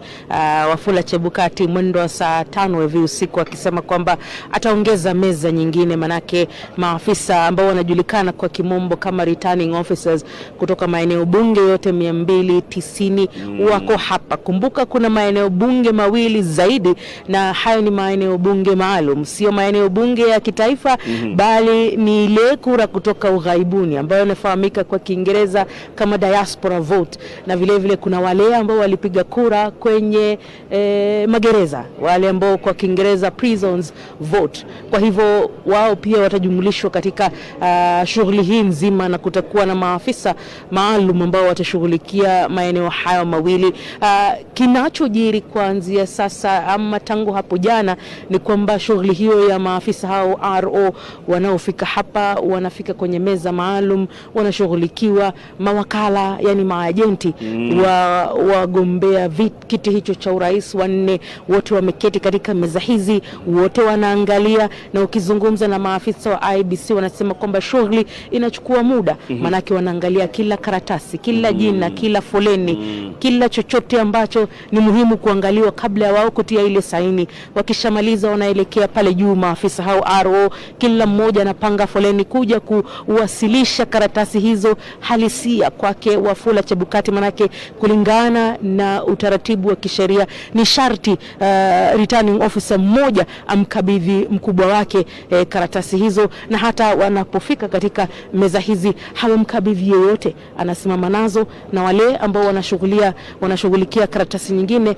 ni zile ambazo zimepigwa picha, yani zimefanyiwa photocopy. Hii leo tunatarajia kwamba Wafula Chebukati ataweza kututangazia maeneo bunge mengi zaidi, manake hapo jana walikuwa ni 80, ilipofika mwendo wa saa 7 asubuhi alfajiri ya leo zaidi ya 100 wako hapa, na ifikapo mwendo wa mchana wa leo inatarajiwa kwamba maeneo yote bunge 290 yanatarajiwa kufika hapa, manake Wakenya wanazidi kutiwa kiwewe, tumbo joto iko nyingi. Wafula Chebukati anasisitiza kwamba musiwe na wasiwasi, manake yuko imara na vikosi vyake viko jeshini kuhakikisha kwamba wanakabiliana na makabiliano hayo yaliyo hapa. Lakini swala muhimu sana ni kwamba usalama hapa umeimarishwa. Wewe unaelewa kwamba swala usalama na uwazi wa shughuli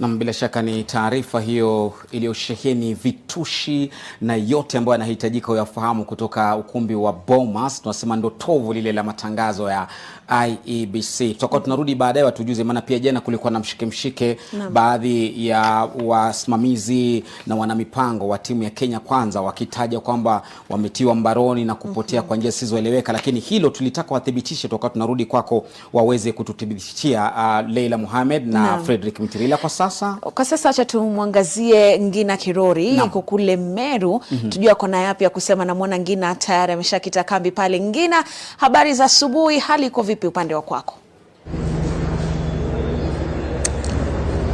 Asante sana Frida na Lofty. Tuko hapa katika eneo ya Imenti North hapa county ya Meru tukisubiri matokeo ya viti vya mwakilishi wa wanawake, seneta na governor. Na hapa nimeungana na returning officer wa county wa Meru, William Dungu, na nataka kusikia maoni yake tu. William, asante sana. Labda naweza simama tu hapo. Asante kwa kuungana nasi hapa NTV. Labda najua umekuwa na usiku mrefu, lakini hebu tueleze umepata matokeo ya eneo gani hapa Meru na tunatarajia eneo gani zingine hapa ni Meru? Asante sana NTV.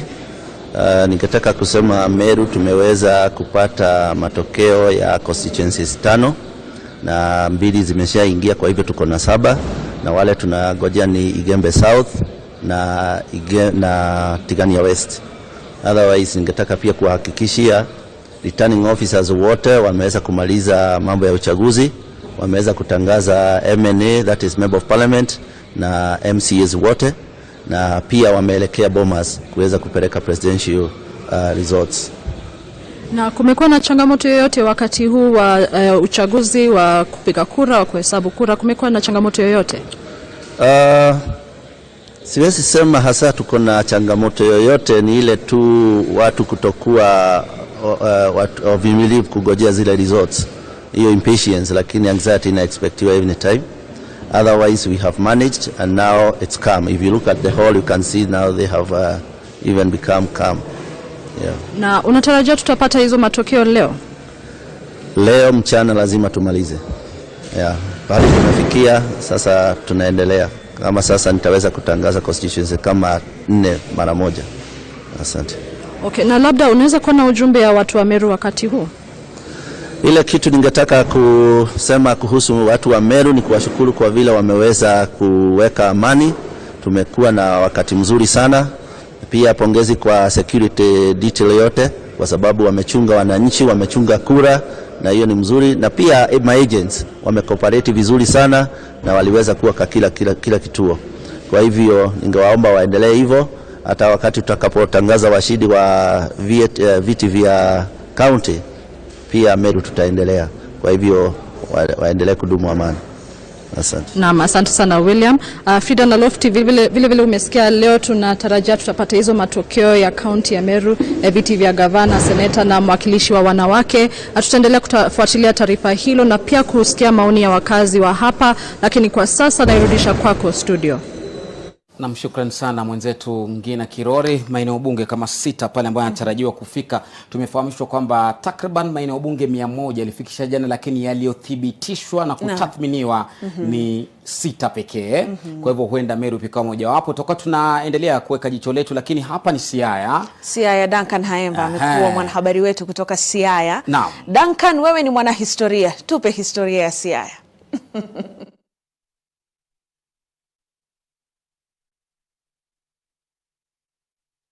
Basi nitakueleza kwamba historia inataka kuandikishwa tena hapa Siaya, manake kigogo wa siasa. Dalili, ishara zote zinaelekeza mshale kwamba kigogo wa siasa James Orengo, ambaye jina lake la kimajazi hapa anajulikana kama Nyatieng. Naeleza kwamba Nyatieng ni nyundo, na unajua kazi ya nyundo. Kwa hivyo dalili ni kwamba James Orengo anaelekea, si kwamba anaelekea, ni dakika tu za kuhesabu aweze kuvikwa taji kama gavana mpya wa Siaya. Manake ameweza kuibuka mshindi. Takwimu ambazo tuko nazo ni kwamba James Orengo sasa ndio mshindi. Kwa hivyo baada ya kuingia katika siasa za moto ukipenda active politics mwaka 1980 alipochaguliwa kwa mara ya kwanza baada tu miaka michache baada ya kutoka chuo kikuu cha Nairobi, Orengo sasa anaelekea kilele chake katika siasa za Kenya baada ya kutoa ushindi wa kiti cha ugavana hapa Siaya. Kumbuka kwamba Orengo ameweza kuwa mbunge, ameweza kuwa waziri, ameweza kuwa seneta, sasa ndio yule anakuwa gavana. Kwa hivyo kwa kuwa tusiandike na mate ilhali wino upo, itabidi niweze kuwapakulia yaliyojiri kufikia sasa. Kiti cha ugavana, habari ni kwamba James Orengo ameibuka mshindi kwa kura 1220,349, akifuatwa kwa karibu na mpinzani wake mkuu Nicholas Gumbo wa chama cha UDM kwa kura 1147,558. Katika kiti cha useneta vile kigogo Dr. Oburu Oginga wa ODM ameweza kuibuka kwa kura 1285,595, akifuatwa kwa karibu na Julius Okinda kwa 1033.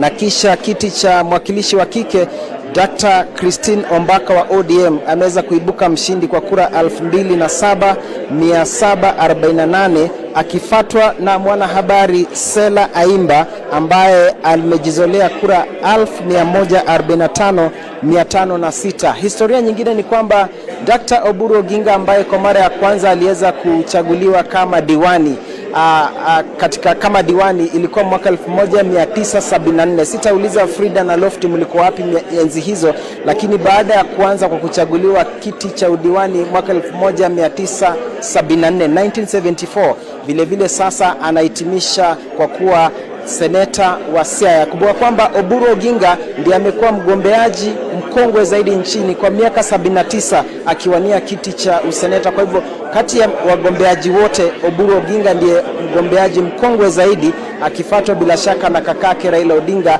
ambaye inasemekana na miaka 77. Hawa wawili ndio vigogo, lakini kwa mengi zaidi ni kwamba mambo yameshatayarishwa hapa. Afisa anayesimamia uchaguzi katika kaunti ya Siaya Catherine Bulinda yuko tayari pale, na kwa kuwa washindi ndio bwana mkubwa ama bwana wakubwa ni wao ambao wameweza kukawia, manake maejenti wako hapa wanasubiri tu washindi waweze kufika katika kituo hiki, kisha jamvi liweze kukunjwa hapa Siaya. Kwa hivyo ng'ombe ameshaliwa, mkia umesalia, na mkia mwenyewe meza ishaandaliwa. Tunatarajia watakapofika hapa waweze kutawazwa rasmi, japo sijui kama kulingana na nyadhifa hizi ni mkia ambao umesalia au ni kichwa cha ng'ombe ambacho kimesalia. Hayo ndio yaliyoko kwa sasa, manake najua katika dakika za kuhesabu mtaweza kurejea kwetu tutakapokuwa tunaangazia mbashara watakapokuwa wanakabidhiwa matokeo na kutangazwa washindi rasmi. Lofty na Frida, usukani ni kwenu. Asante sana huyo mwanahistoria wetu Duncan Haemba, na amegusia pale Lofty kama ulivyosikia. Na maisha ya James Orengo labda tunaweza sema ni ngazi ya mwanasiasa kwa sababu alianzia chini na hivi sasa kwa muda usio mrefu atakuwa anapokezwa ugavana. Lakini ameuliza swali, ni kichwa kilichosalia ama ni mkia? Unajua wewe ni babu. Kiwe kichwa uwe mkia. La kushangaza ni kwamba mkia umesalia, umeandaliwa meza 5 na wapiga kura walipanga foleni kwenye jua kali na mvua. Hilo utalitafakari maana pia wewe ni babu hapo ulipo. Asante sana Haemba kwa taarifa kuntu kabisa. Nafikiri kuondoka pale katika hali ya ngoja tuelekee moja kwa moja hadi katika kaunti ya Nakuru. Kaunti ya Nakuru watu wanataka kusikia sana Kihika ama ni Lee. Yashatangazwa tayari lakini hata tuyapate ya kujaa na kupwa kupitia mwanahabari wetu Bridget Ngana. Naona pia ni yale maandalizi ya meza nyingi wakati wa kumaliza mkia. Ng'ombe aliliwa nje. Na Bridget, sijui kama uko pande gani watusikia hapo ulipo. Naam, amekuja vizuri kabisa pale. Hali iko namna gani? Maana kuna matangazo ya mitandaoni na kuna yale ambayo yako pale. Wewe ndio msema kweli, tuambie Bridget. Na Lofty na Frida, mlinipata kama nilikuwa nazungumza na afisa mkuu wa kaunti wa Iebc Daktari Joseph Mele. Alikuwa ameniweka pale pembeni akijaribu kunieleza yale ambayo yanaendelea. Kufikia sasa ameweza kupokea matokeo kutoka maeneo bunge 10 kati ya 11 katika kaunti hii ya Nakuru, na amekaa nyuma yangu kwa mkono wangu wa kulia, anafanya kukagua yale matokeo na kuyajumulisha tena upya, kwani anasema kosa lolote litaweza kufanya matokeo haya kubatilishwa ama kwenda pia kotini kati ya wagombea ambao wako katika kinyang'anyiro cha ugavana. Na wagombea hao ni seneta wa sasa Susan Kihika na gavana wa sasa Lee Kinyanjui ambaye anatafuta muhula wa pili. Amesema kuwa kulingana na matokeo ambayo yameweza kutambazwa katika mitandao ya kijamii bado hawezi kuhakikisha ama kudhihirisha matokeo hayo, na anaomba kuwa Wakenya ama wakazi wa Nakuru wawe na subra, kwani wamekuwa katika hali ya ati-ati wakitaka kujua ni gavana mgani ambaye atachukua hatamu hii. Lee Kinyanjui anaweza pata muhula wake wa pili ama Susan Kihika ataweza kufuzu na kuwa mwanamke wa kwanza wa kuwa gavana wa kaunti hii ya Nakuru, ambayo ni jiji la 4 hapa nchini na ni jiji changa sana, na pia matumaini yako mengi sana. Lakini utakumbuka kwamba kuna zaidi ya wapiga kura 1,50,000 ambao wamesajiliwa hapa, na kulingana na Iebc ama zile takwimu tumeweza kuona kuwa ni idadi ya wapiga kura ambao waliweza kujitokeza kati ya 1,000,000 hao ni 60%. Lakini amesema kuwa ako katika hali ya kutathmini kama matokeo ambayo yameweza kutangazwa katika maeneo bunge 11 ndizo ambazo ameweza kupata pale, na pia anaendelea kujumulisha yeye mwenyewe. Ni kazi ambayo itamchukua masaa machache na si kitu ambacho ataweza kutangaza wakati wote sasa. Lakini pale asubuhi tulipofika hapa tulielezwa kuwa alikuwa anangojea matokeo kutoka maeneo bunge 4, lakini kufikia sasa amesema kuwa ni eneo bunge la Rongai ambayo anangojea matokeo kuletwa hapa ili aendelee na shughuli hiyo. Hataki kuzungumza mengi na watu, lakini amenigusia kuwa hataki kufanya makosa yoyote na anaomba kuwa apewe wakati wake na utulivu wake. Wanahabari kaunti hii ya Nakuru wamefika hapa na tunakita kambi hapa ili tuweze kufuatilia yale ambayo yanaendelea. Pia katika mkono wangu wa kulia kuna nguo ambayo wanatarajia kuenda kuweza kutangaza ama kuonyesha matokeo yaliyoweza kudhihirishwa ama kuverify.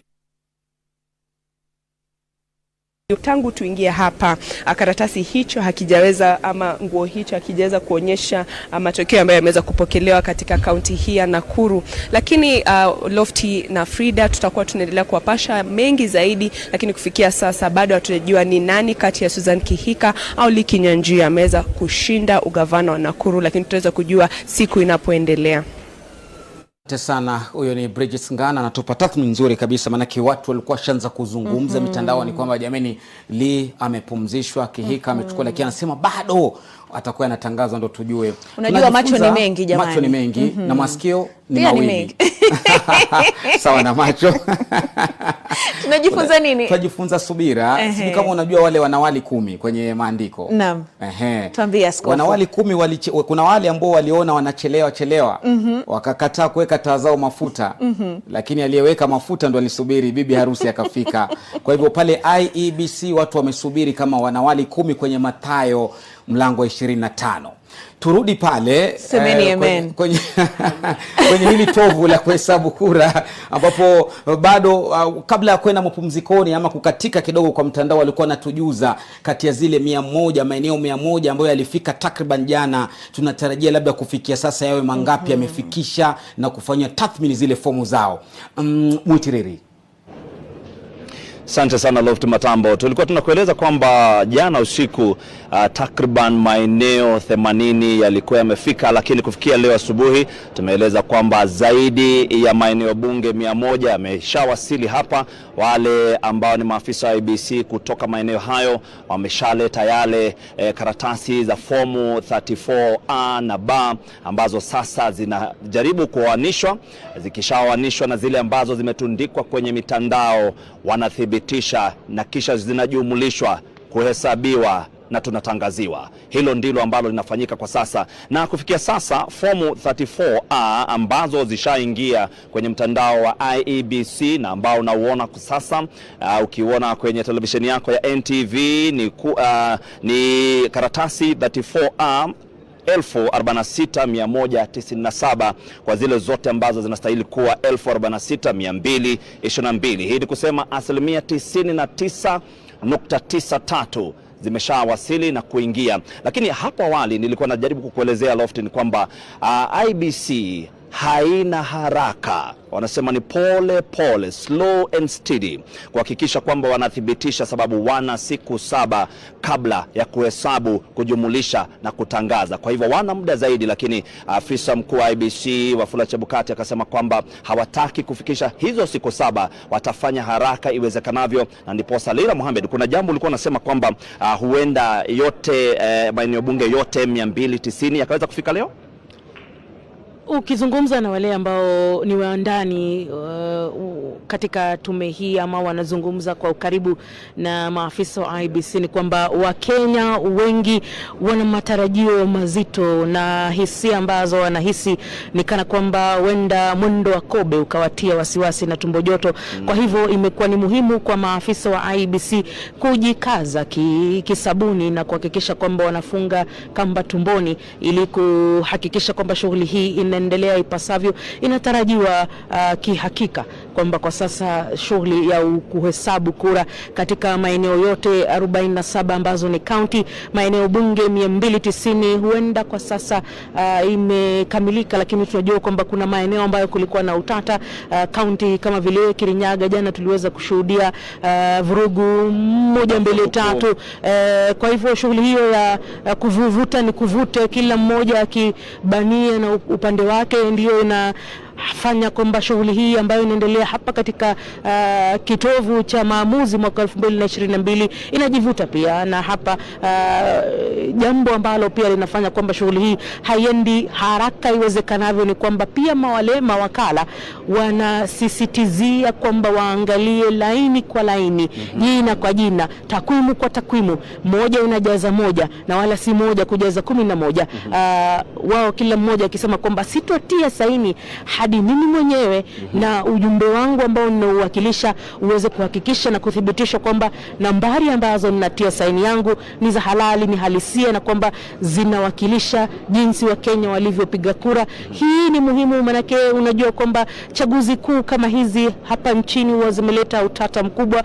Mara nyingi zimeelekea kotini kwa wakati mmoja au mwingine. Kwa bahati mbaya Kenya imeweza kujitosa katika eneo ambalo wengi wanasisitizia hatufai kurejea pale. Jana usiku kulikuwa na kikao cha maombi. Wafula Chebukati amesisitizia kwamba swala hilo la Wakenya wawe na subra, na subra ni jambo ambalo amerejelea kila mara anavyozungumza, na waomba Wakenya kuwe na subra. Rejeeni kazini, fanyeni shughuli zenyu. Kama wewe ni mama unakwenda shambani, nenda shambani ukafanya kazi zako. Mzee kama wewe ni mfugaji, peleka mifugo wako malishoni. Mtoto nenda skuli, fanya hivi. Skuli zinafaa zifunguliwe Jumatatu ijayo, manake muda nao hadi Jumatatu hiyo ambapo ni siku yake, huenda ikawa ni siku yake ya mwisho kutangaza matangazo maalum.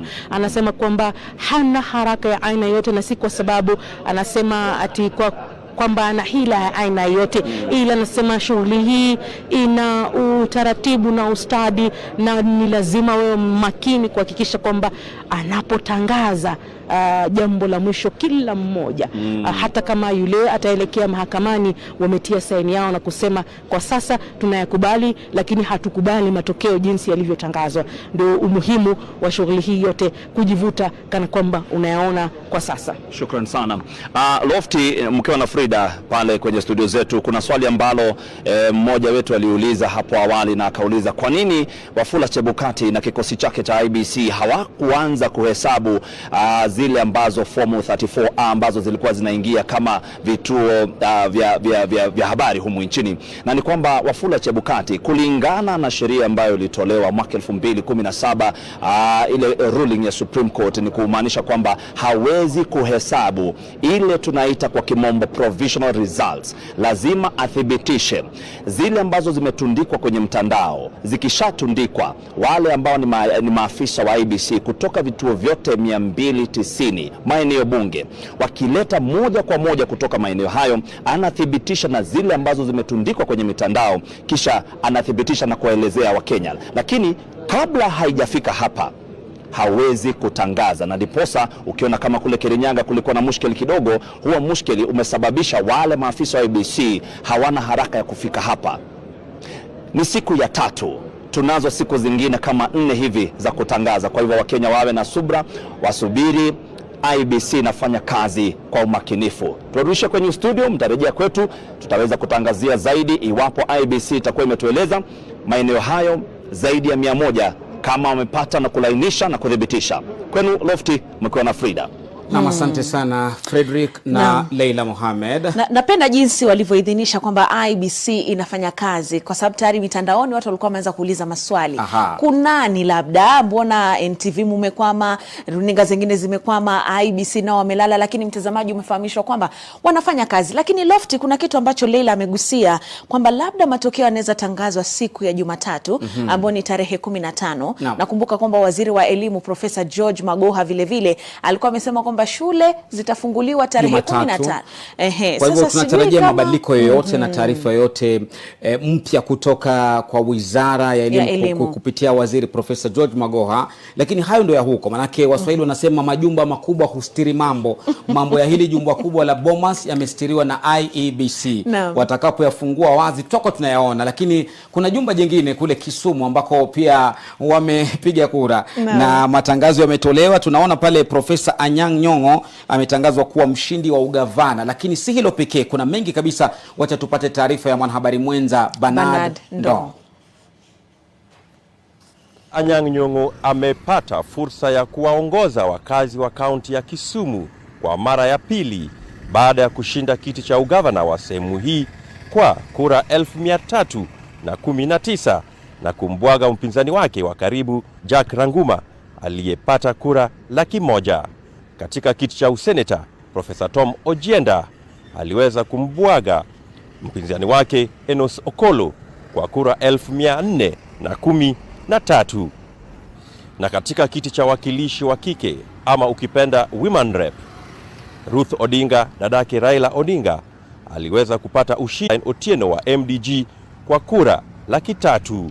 Valentine aliweza kupata kura 80 katika kinyang'anyiro hicho.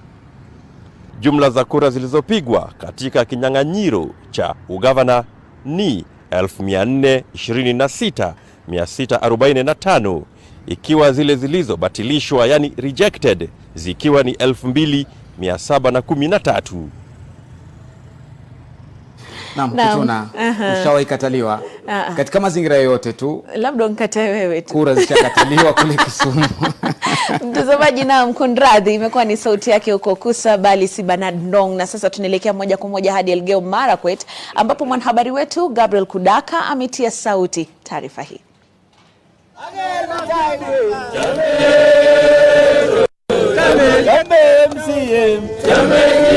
Ni sherehe tu baada ya mshindi wa kiti cha ubunge cha Marakwet Magharibi Timothy Kipchumba kukabidhiwa cheti cha ushindi baada ya kuzoa kura 27,800 dhidi ya mpinzani wake William Kisang aliyepata kura 17,000. Na eneo bunge hili lina vituo 131 vya kupigia kura na wapiga kura 58,000. Na moja kwa moja tutazungumza na mheshimiwa ili atuelezee jinsi hali ilivyokuwa. Je, kwanza unajisikiaje? Mimi nimefurahi sana na nashukuru sana wakaaji wa Marakwet West ambao waliweza kunipigia kura. Nashukuru sana watu wetu wa ward 6 kutoka Aror ward, Kapsuwar ward, Moiben Kusero ward, Lelan ward, Cherangany Cheborora ward na Sengwer ward. Nasema asante sana na washukuru sana ndugu yangu. Asante sana.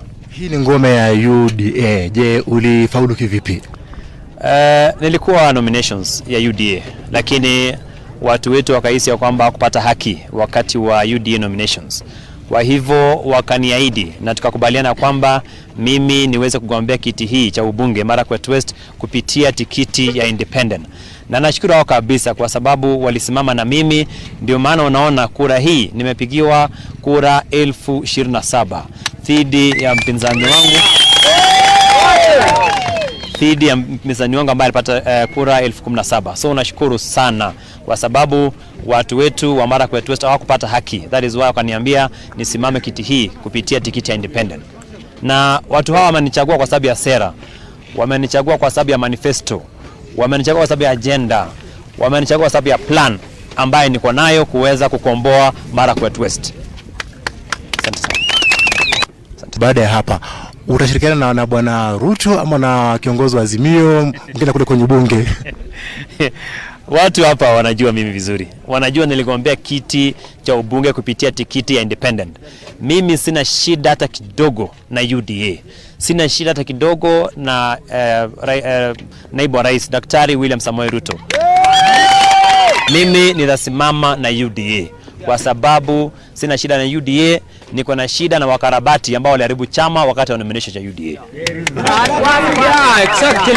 Uchaguzi imeisha. So saa hii tupange kazi Marakwet West. Kuna watu walipigia kura mheshimiwa Kisang.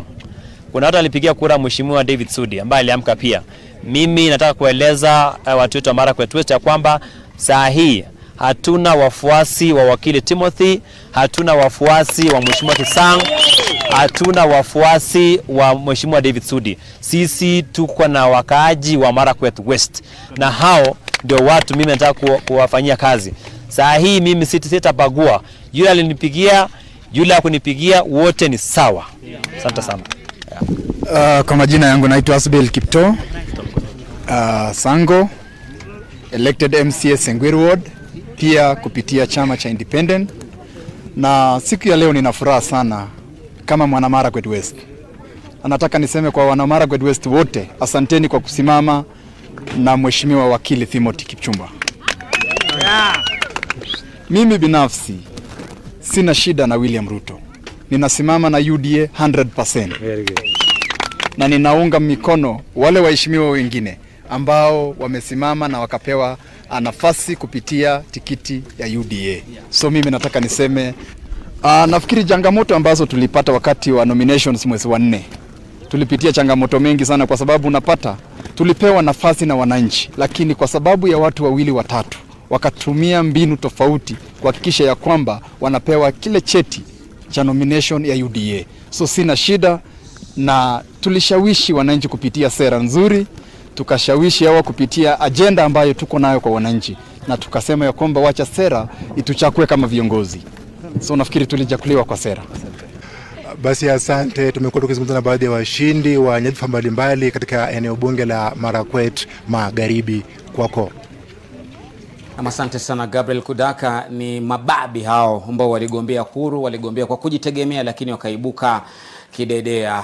Dau la mnyonge likaenda joshi pale Uasin Gishu. Na moja kwa moja tupate kauli sasa, manake pia unavyosema mababi pia wakipatana mwambani tutajua nani mvuvi wa pweza. Alikuwa Gladys Wanga na Evans Kidero pale Homa Bay kumtafuta mrithi wa Cyprian Awiti. Amepatikana, ndio huyu anazungumza. Hereby declares that Gladys Atieno Nyasuna Wanga of ID number 22008619 has been duly elected as the county governor for Homa Bay County in the election held on the 9th of August 2022. I want to take this opportunity to thank the people of Homa Bay. I know it has been so hectic, but we started on a slow move or a slow tone up to the time when we were now reaching at this level. The situation was not actually very, very good, but through God's protection, God has been with us, and finally we have made it as a team. So I would actually encourage the entire team to remain united so that we work as a team, we deliver to the people of Homa Bay the much needed services in this county. I know the services has been wanting, and this is why the people of Homa Bay entrusted us with this role to serve them. And I hope that we will actually work and deliver the services to our people. And we ask each and everybody to support us in this cause so that the people of Homa Bay can get the services. We always hoped that we would win, but that we would win with such overwhelming majority and mandate was never in the slightest of our expectation. And therefore, the people of Homa Bay, you have overwhelmed us with your vote of confidence. And I want to state here unequivocally that we will not betray this trust. We will take this responsibility as seriously as you have laid it on us. We will not let you down. We will deliver the much needed services to you in every village where you are. No part of this county will be left behind. Whether you voted for us or did not vote for us is no longer a question. We are one united Homa Bay. We will work for everybody and with everybody. I'd like to thank my colleagues and congratulate them. I'd like to thank my Deputy Governor-elect for the sacrifice that he has made and that we have walked this journey together. I'd like to congratulate and thank the Senator. I'd like to congratulate and thank the woman rep-elect. I'd like to thank my colleague MPs who in every way sacrificed and walked this journey together with us, including the national chairman of the party, Honorable Mbadi. I'd like to congratulate and thank all members of the County Assembly who also walked this journey with us up to this point.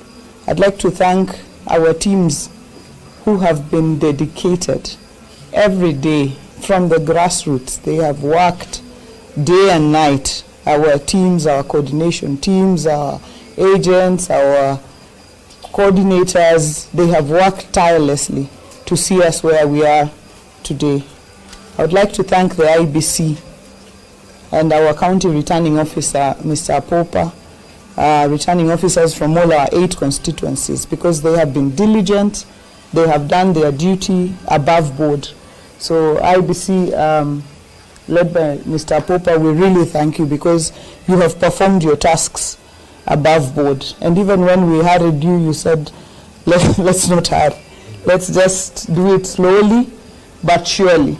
So you have delivered an election in Homa Bay that will be difficult to challenge, because you have done it very, very well.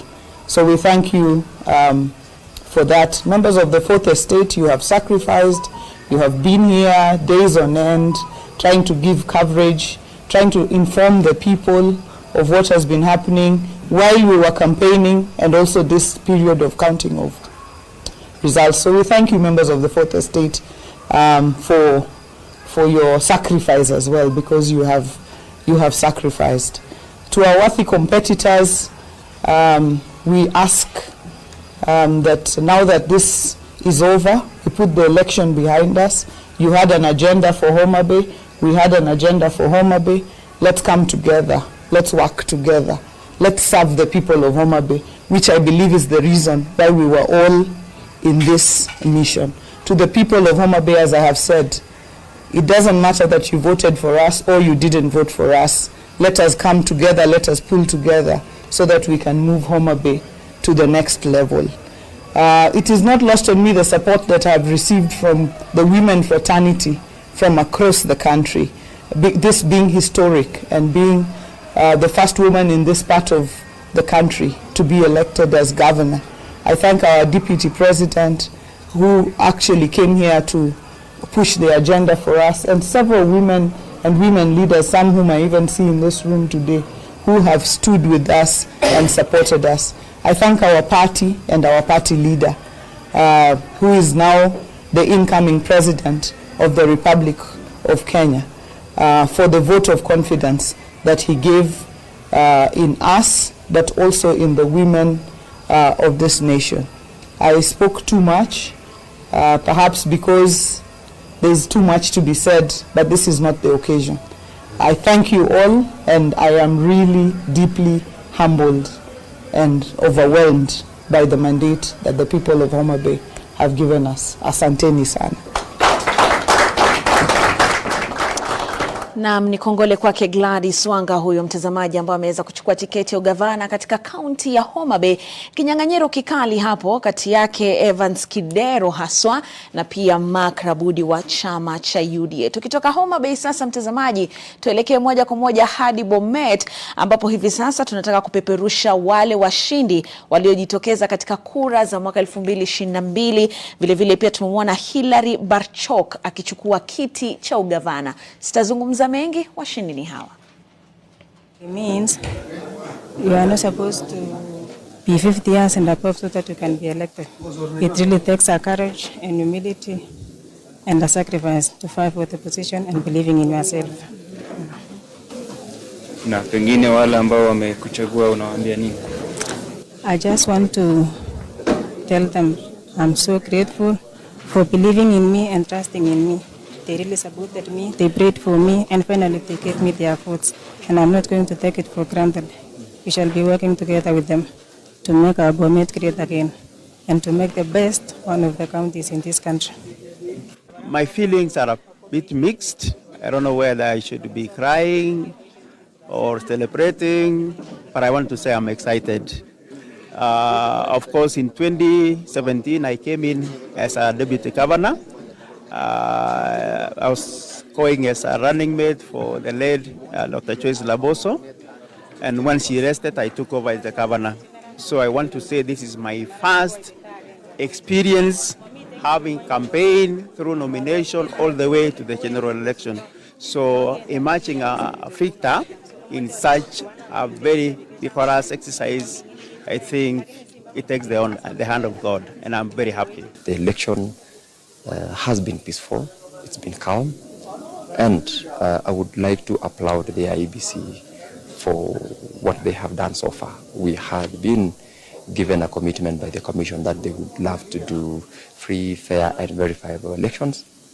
So far, so good. That I can confidently say.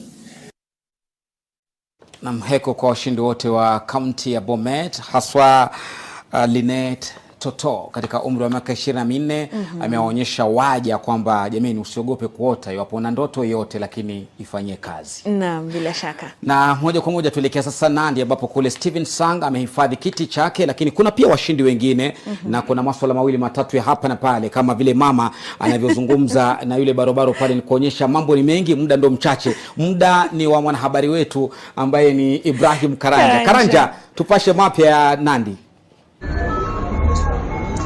Matambo, tumefunga kazi hapa katika kaunti ya Nandi haswa kuhusu uchaguzi mkuu wa mwaka 2022. Tayari wakazi wa Nandi wanajua viongozi wao wa miaka 5 zijazo, na wanachosubiri sasa ni kwamba wanasubiri kutangazwa kwa matokeo ya urais. Tunavyozungumza nipo katika kituo cha kujumuisha kura katika kaunti ya Nandi, katika shule ya wavulana ya Kapsabet, na ni hapo ambapo dakika chache zilizopita wale viongozi wawili ama vile viti viwili ambavyo vilikuwa vimesalia sasa vimejazwa, na ni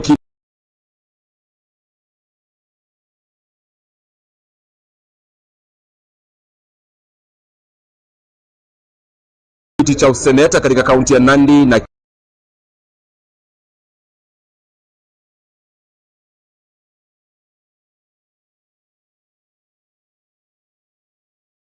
kiti cha mwakilishi wa kike katika kaunti ya Nandi, na tunaweza sasa kumpatia mtazamaji wetu matokeo kinyang'anyiro cha wakilishi wa kike. Mwaniaji ama mgombea wa chama cha UDA vile vile Cynthia Muge ameibuka mshindi. Muda mfupi tu nitakuwa nikizungumza nao, lakini Cynthia Muge ameibuka mshindi kwa kura 275,500, 275,500. Lakini kabla nizungumze na we also have results for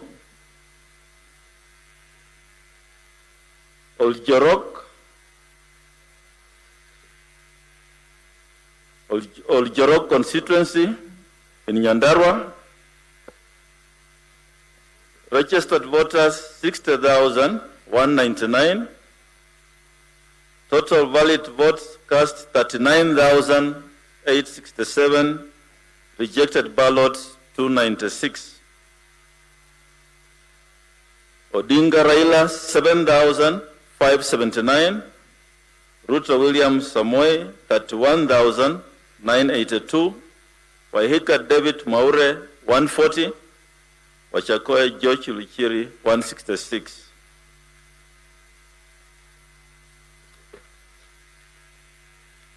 We also have results for Kathiani constituency in Machakos County. The total registered voters 60,224. Total valid votes cast 37,999. Rejected ballots 260.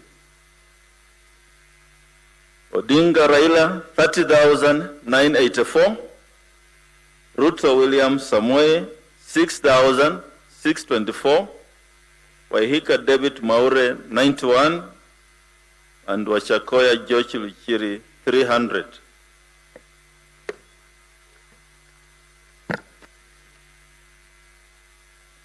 We have results from Kangundo constituency in Machakos County. Total number of registered voters 60,796. 60,796. Total valid votes 38,671. Rejected ballots 330. Odinga Raila 29,808. Ruto William Samoei 8,405. Waihika David Maure 93. And Wachakoya George Luchiri 365. Lamu East constituency, County of Lamu.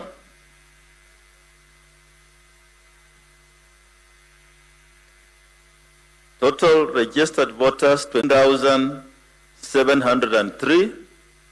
Rejected ballots 436. Odinga Raila 9,564.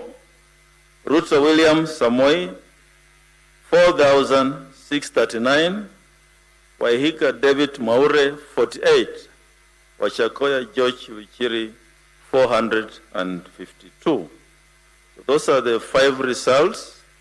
The verification is ongoing. We have about 8 returning officers in the House, and this exercise will continue.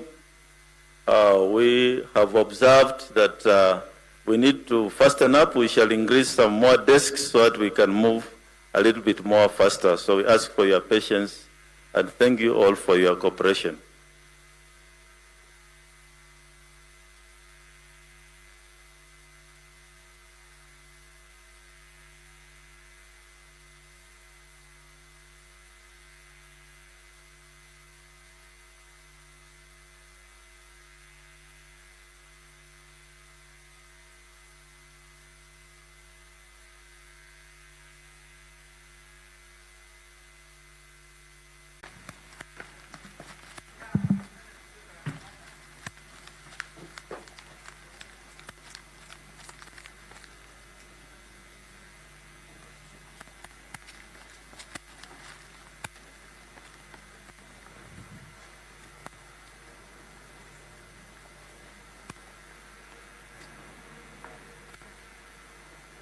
nervousness management process as opposed to people just saying numbers, going up. And that's what I'm telling you. You have to balance now. The issue is balance.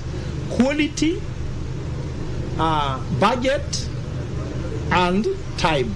Because people are reacting to which one most. People are reacting to time even more than the quality. You got my point? So what is the balance? I'm saying there must be a balance. Because sometimes you need to have deployed these choppers earlier. It costs you more money, but you save on time, and also you bring more credible results. But of course you cannot, look, until last evening, we still had constituencies that were still going on with their tallying process. And so even if you are to deploy a helicopter, 24 hours in advance, until the returning officer declares that this process is now closed, the person cannot be airlifted to Nairobi. Yeah. So it will be an exercise in futility. But IEBC has been very consistent and very clear on this, that we are playing within the legal time frame given to us by the Constitution or by the law. And so if the country deems it fit that we need to hasten this process, then should it be now up to Parliament to relook into this and come up with maybe timing that they think favors the public? It could be a double-edged sword because, you see, if you try to reduce the timing again, other implications will arise. They might try to do a shoddy job and run over it, and then still declare a wrong result on the basis of the short time.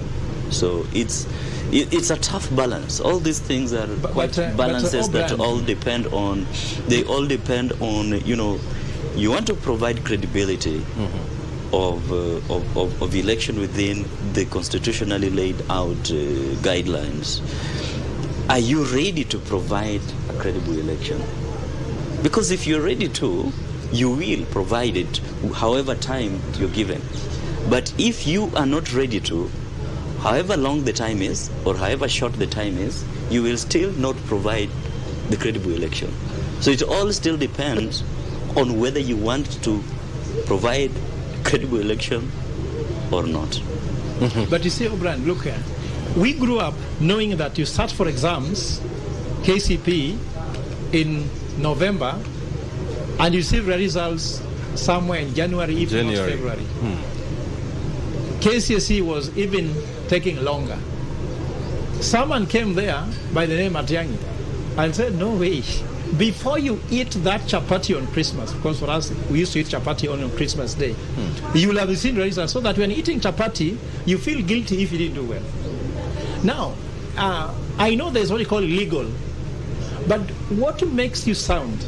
If you're just a Kenyan who does the bare minimum the Constitution requires, that's the bare minimum. Doing it in 7 days, there's a bare minimum. That's called efficiency. Could you not be a Kenya setting pace? Kenya has among the best fiber optic, among the best roads infrastructure, among the best in terms of human resources. I'm sorry to say this. If Kenya takes this long, what should happen in Sudan? What should happen in DRC Congo? They should take 3 months to know the results. So I'm saying we should also look. They say we can't compare with America. How long did it take to get an American president? It never took more than 4 days, isn't it? For us, we are talking about 7 days. If Chebukati surprises Kenyans by giving these results tomorrow, we will really applaud him, because the day after tomorrow, we start wondering whether kids will go to school on Monday. Should there be another gazette notice to push the school to understand? So we're also looking at this thing within a very tight ropes. Everybody is walking a very tight rope. Kenyans, some of them ran to supermarkets to buy more food. So we are looking at all these implications of this. You see, I mean, anyone who's driving through the city center and coming to this place, would definitely tell you that it looks like it's a holiday. It's a holiday. Yes. Okay, it looks like it's a holiday. Yeah. But Chebukati has not stopped anyone from working, has he? No, but it's because, look, in Strathmore, they have issued an order should not be seen until after 2 weeks. Yourself? Yes. Why? The office is locked. Why? Why such a reaction? Is it because of the elections? Yes, it's election. Election break, they call it. of course, now what's happening? They're going to pay me for 2 weeks where I'm not working actually in the office. Of course, I'm working through emails, but I'm saying we're working remotely. All services are still being given all to the students, everything. But you see, the thing is that the fear of between my house and the school, isn't it? There's a fear. So I'm saying... But it is not that you live in a good estate. No, whereby security is guaranteed. But you see, I have to pass somewhere where... It still just boils down to the anxiety of, you know, like I was coming today, I received 2 calls, one from a friend in Uganda, in Kampala, who actually, she alluded to how much the Ugandans are following the Kenyan elections, more than the Kenyans do, by the way. And in fact, the first statement, the first word she mentioned is that there is tension in Kampala. And I asked, what do you mean there's tension in Kampala? Yes. They have because said of the that Kenyan election? They say that your election is like a pendulum. Even I got a friend from Kinshasa. You cannot detect or determine where it's going.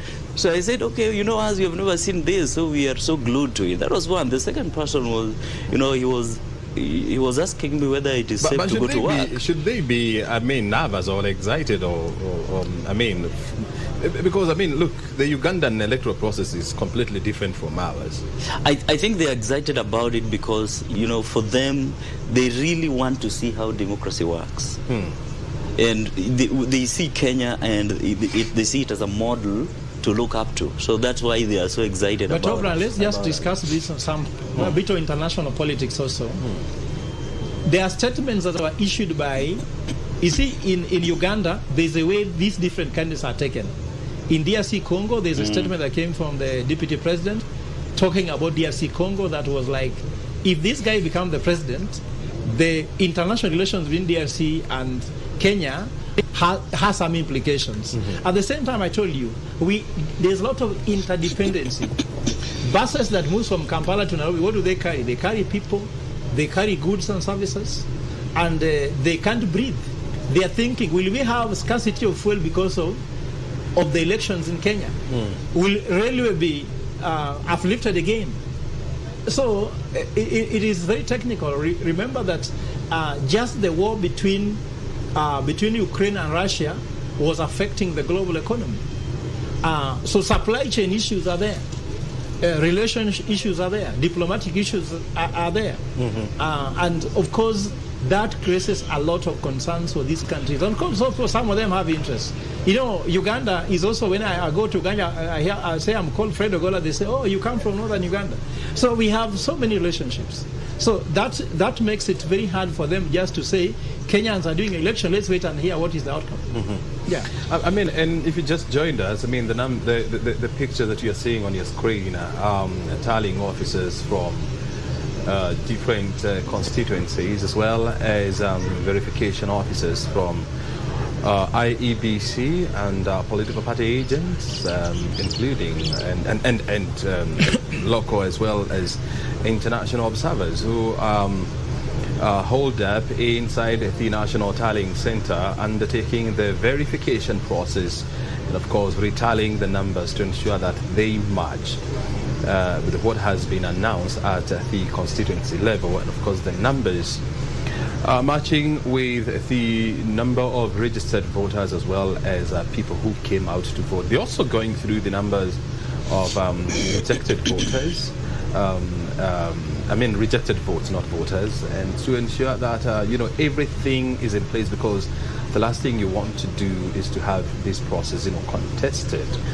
And so that's why IEBC has set up about 6 tables where the verification process of forms 34As and 34Bs, you know, have to undergo through the hands of various actors, and that's in this hall. And I have told you, there are multiple of them. They are international observers, they are local observers, political party agents, IBC officials, returning officers, as well as you know, other interested parties. And so that is the process that is taking place there inside the National Tallying Center. And yesterday, when we were having that conversation with Justice Nyangaya, the ICT, the IEBC ICT commissioner, he said that the turnaround time, you know, for the verification of one from 34B is between 20 and 30 minutes. That's right, 20 to 30 minutes. That's the turnaround time for the verification process of one constituency. And so that explains the reason why sometimes, these delays are expected. We're still waiting for the first press briefing of the day by Wafula Chebukati, the chair of Iebc. And we're just watching and waiting to see how many more constituencies Wafula Chebukati will be able to announce, and whether he's going to give a hint as to when this process is likely to come to a close. Of course, he has said that he's not in a rush. I mean, he's playing within his 7 days that he has been given by the law, and so he's in no rush. And but what they are doing is to ensure that the process is smooth, and of course it meets the required legal threshold. We are still in the House talking to Churchill Saoke. He has been our in-house or resident analyst since we began this process, and Fred Ogola, he has also been our resident analyst here at the Bomas of Kenya. We are going through what has been happening and asking ourselves questions, and I now want to turn to Fred Ogola and ask him this question.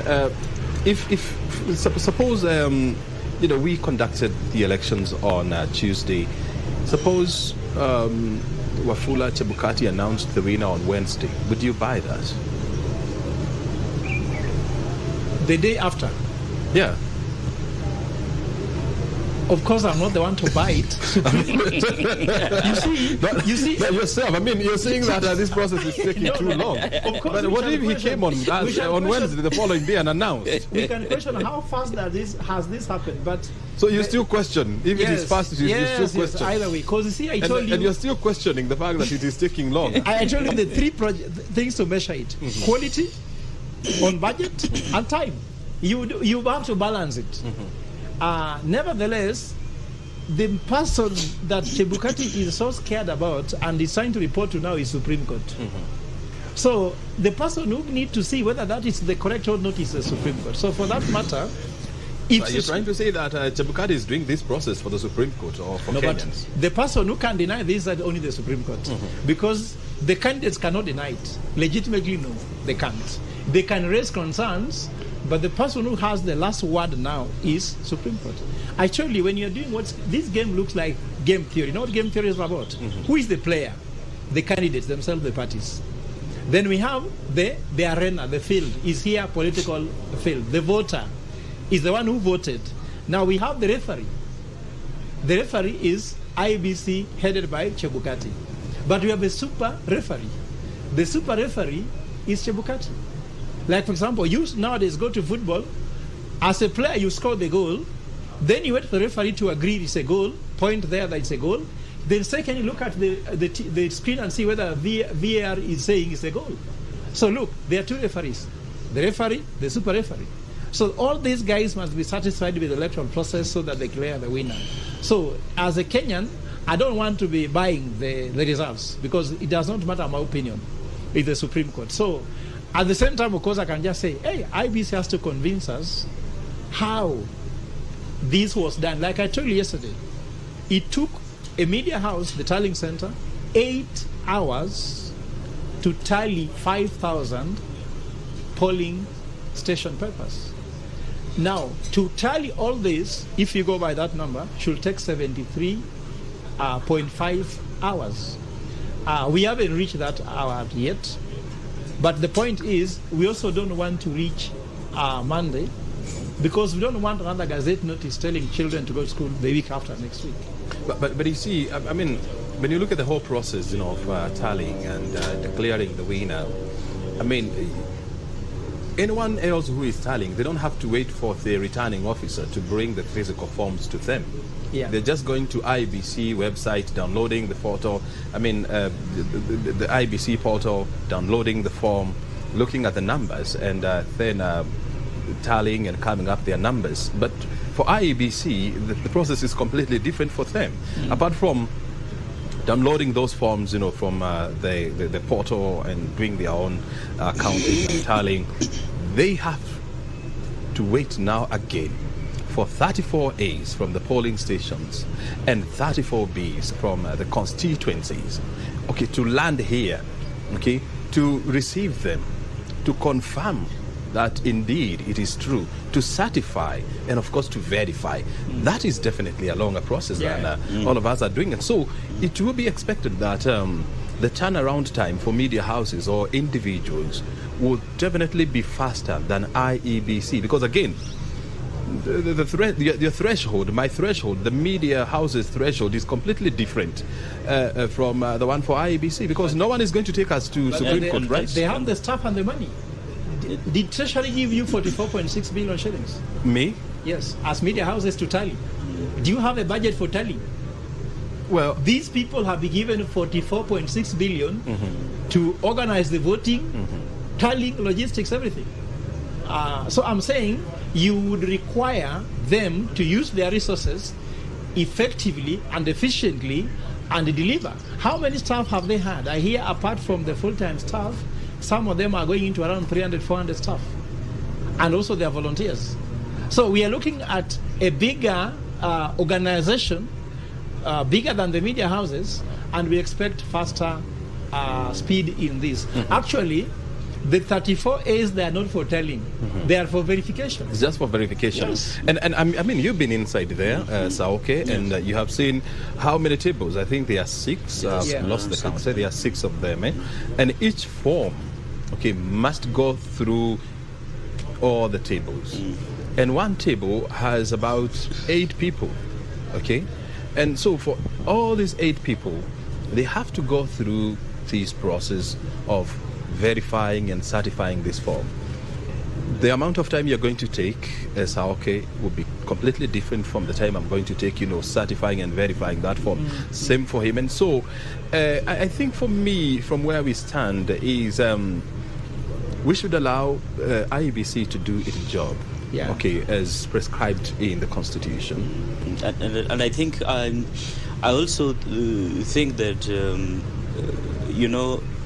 in as much as the Constitution provides for them, of course, some of those, the procedure of verification has provided for by the Constitution, bring some delay, yes, and then makes them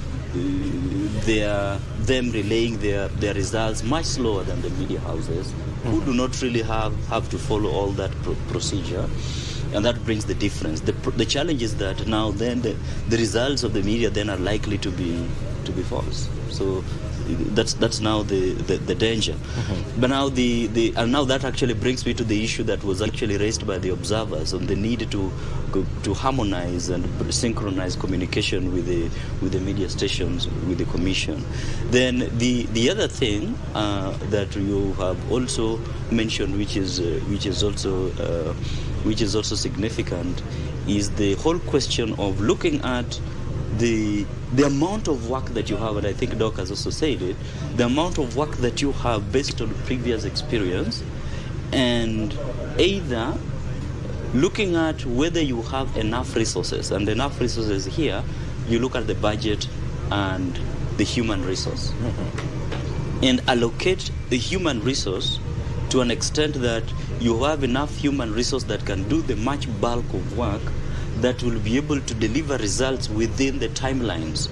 Not necessarily the timelines that are required by the law, but the timelines that will not necessarily stretch the expectations of the public. Because you see, there is the 7-day deal, yes, but then the expectations of people always go like a car. It goes like a normal car. It goes up and then it peaks at some point. Before it peaks, then people begin to lose trust. So you need to ensure that you allocate proper resources that helps you to deliver before people reach that peak. Very well. Yes. Before we proceed, what you're just saying on your screen, of course, it has been split into 2. On your left or right, depending on where you are seated, you have the Bomas of Kenya, or the National Tallying Center, where the verification of results is currently underway. And on my right That is Siaya County, where the Senator-elect, Dr. Oburu Odinga, is in the process of receiving his certificate. I just saw him come through, because he has actually been declared the winner in the senatorial contest in Siaya County. And so we are waiting to see him being given the certificate. Remember, we are live there, just like we have been in all the 290 constituencies around the country, to ensure that we give you proper coverage. And truth be said, so far we have given you unrivaled coverage. That is a crown that we must be very proud of as Kenya Broadcasting Corporation. And that's why we are here, with a team of what you'd call the creme de la creme of public policy analysis here in Kenya. Dr. Fred Ogola is from the University of Strathmore Business School. And of course, Dr. Saoke here from Jomo Kenyatta University of Agriculture and Technology. Let's now, first of all, take you to Siaya and listen in, and then hereafter we'll come back with more tidbits. It's a show of good work. You are committed, you are very accurate, and we believe in your results. Thank you, and God bless you.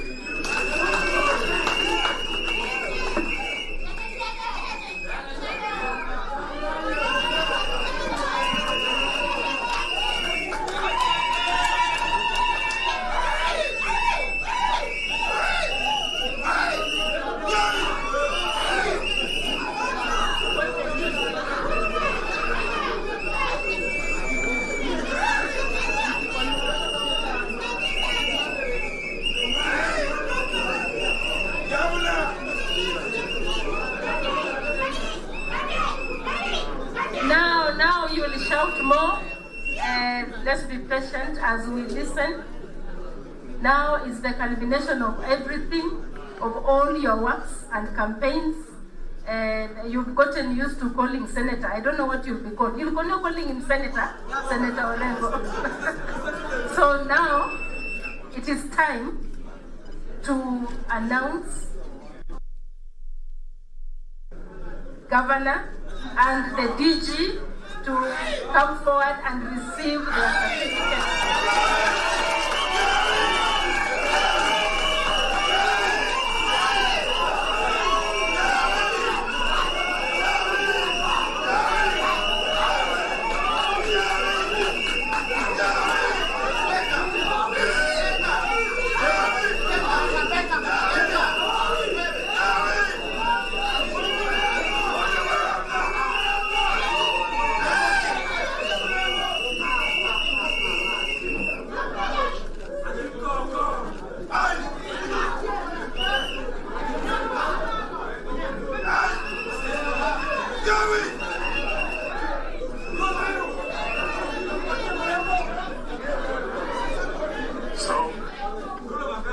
Good morning, everyone. I also want to join the rest of my colleagues in thanking the good people of Siaya for bestowing their trust in us. We commit to impacting their lives. We want to thank the media, the security team, and Iebc for conducting peaceful and transparent exercise. Thank you very much, Governor.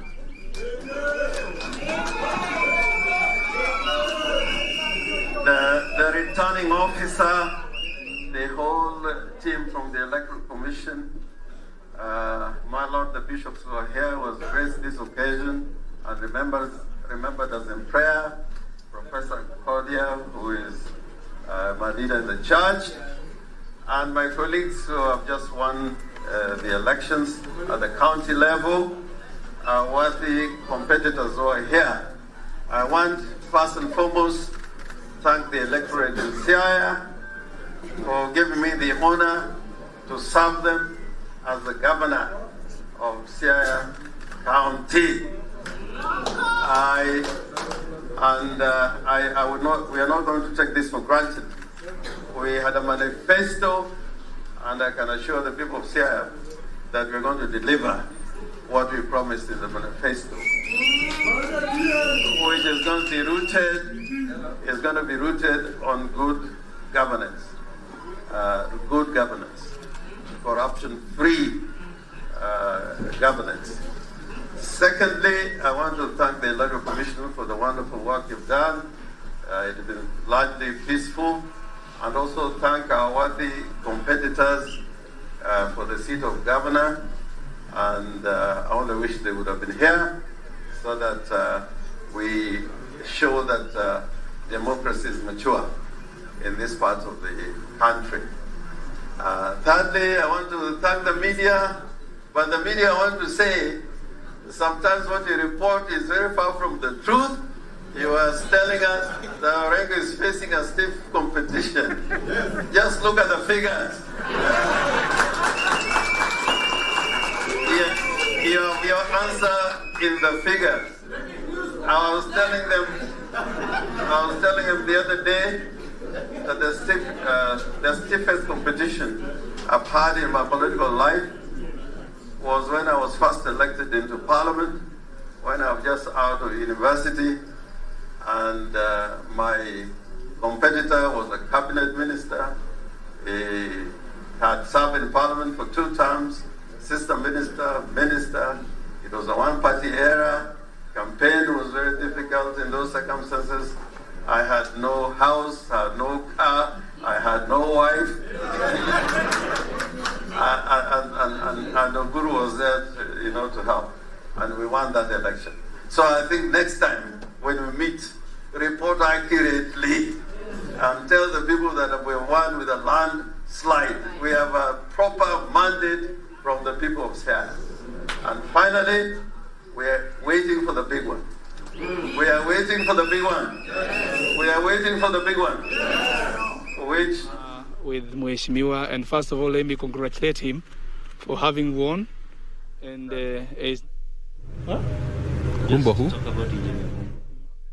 assembly, and we want to thank all those who have been in this process to share information. And today, I want to tell you, Kenyans, Mheshimiwa presented himself as per the request that we made, and which we appreciate him.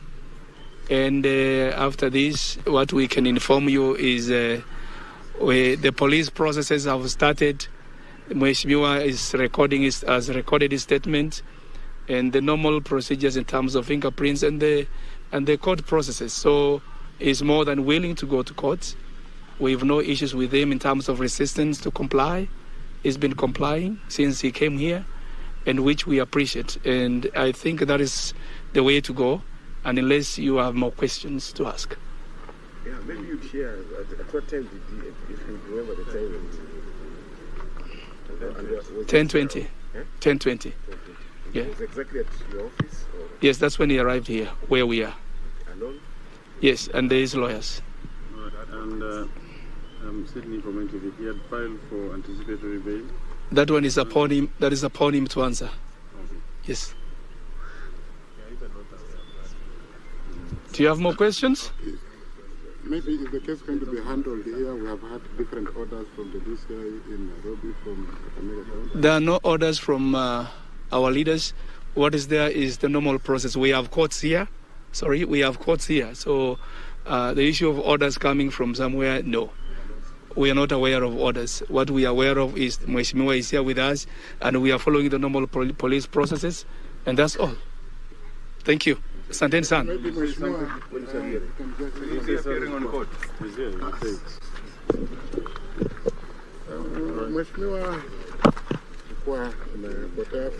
Yes, I went to Nairobi to make an application to the High Court so that the court can give me anticipatory bail pending arrest. But when I saw on TV yesterday our regional police commander asking me to surrender, I drove all the way from Nairobi to this place. And I'm ready to cooperate with the police so that I can also know what killed that young man. because on Sunday night, before Sunday night at around 6 p.m., my private bodyguard was attacked badly. He was in a coma for 3 days. He's at life care. And on the same night, I survived an assassination attempt, a matter which the police are aware, because there were gunshots around that place. And wherever we were on that voting day, there were other people with guns as well, including my competitor, including the police officer who was manning that particular polling station. So we will also be making applications that all those firearms that were there be subjected to a forensic investigations. Anyway, I will have my day in court. And Jazima from NTV. Yeah. What about your certificate? We heard that your agent went to collect it and he was denied. The procedures that the certificate can only be issued to a person whom I have authorized. So I had not given any written permission to anybody to collect certificates on my behalf, but I have done it, so that is not an issue. But the matter here is whatever we are here, and I'm here in my opinion to cooperate with the police, go through all their processes so that we ensure justice is served upon all parties. Why did you go underground for a while? I've told you I went to Nairobi to make an application at the High Court. When you make an application, you have to sign affidavits so that the advocates can file them in court. That's exactly what I did, what I went to do. But when I heard the police are looking for me, I came. So you were asking, let's go now. Thank you so much. Thank you so much. And there's something a different thing I want to say.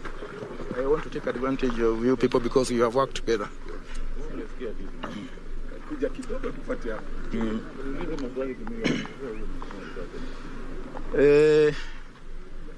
Sasa nataka kuongea kidogo kuhusu hii shughuli tumekuwa naye ya uchaguzi. Kitu ya kwanza nataka kupongeza wananchi wa Bungoma wote, wale ambao walikuwa wanachaguliwa, wale ambao walikuwa wanachaguana, na wale wote ambao wameshiriki including the media. Kama vile mnavyojua hapo bereni Bungoma ilikuwa inajulikana kukifika wakati wa uchaguzi kama vile tulikuwa naye, kunakuwa na waziwazi mwingi. Hata hapo bereni kulikuwa kunakuwa na vita, na hata watu wengine kama sehemu za Mount Elgon walikuwa na hama. Lakini wakati huu jana tulikamilisha hiyo shughuli kwa usalama. Sitaki kusema ati ya kwamba ilikuwa 100% correct. Shughuli kama hiyo kawaida lazima iwe na one challenge or another, but generally I want to say that we have some peace.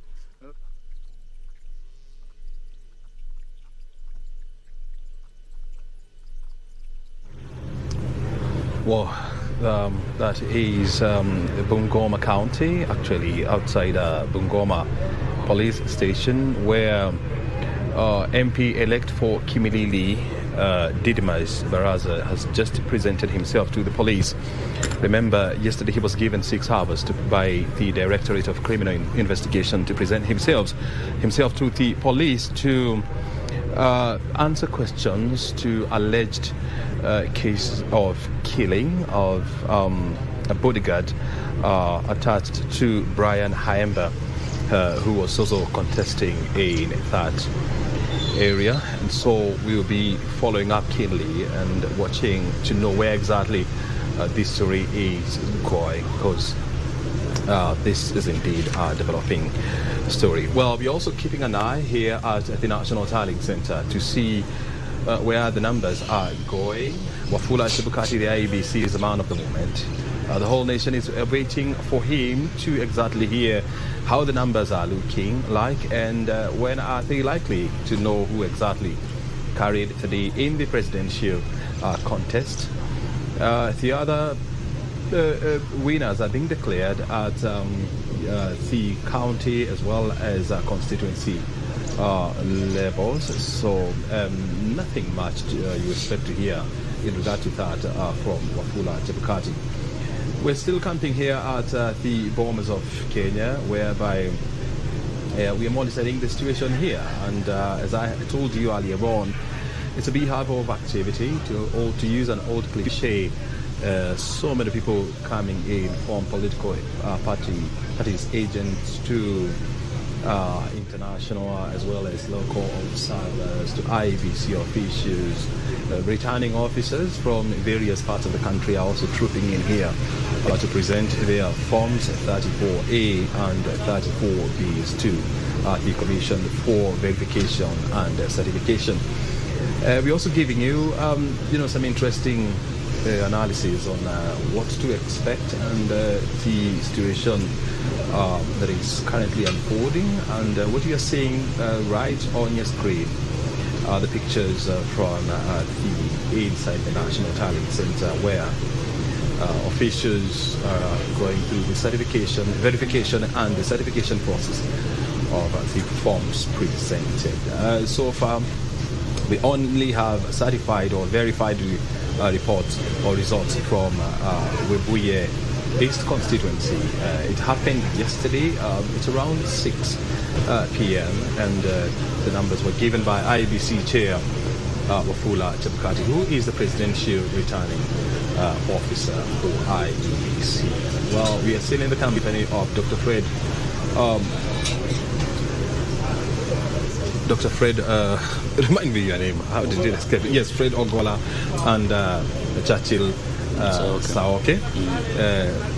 Going through some analysis here on what exactly is happening. But there is one question that people are not giving a lot of thoughts, because somehow the economy is now operating at half the capacity, if not lower. And we are at a time when the country, our economy has really suffered. There was COVID-19, there was locust invasion, then there was drought, then the Ukraine-Russian war that has created a global energy crisis, and now here we are. So many people are not going to work, schools are closed. What is happening to our economy? I think that at the moment, of course, we won't say we are doing very well.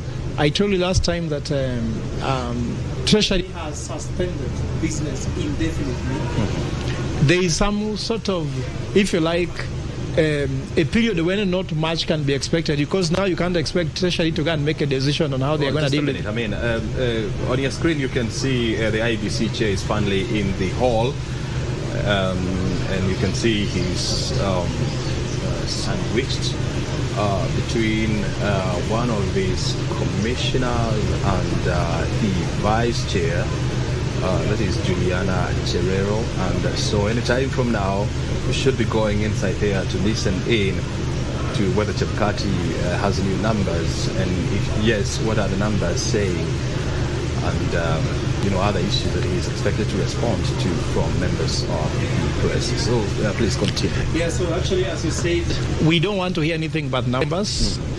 Telling us that things are working well, we don't want to hear. We want to see the numbers, so we hope that you'll give us these numbers. But in the meantime, as I say, this is a time when not much can happen. You can't tell Uhuru Kenyatta do anything because he has entered a period called temporary incumbency.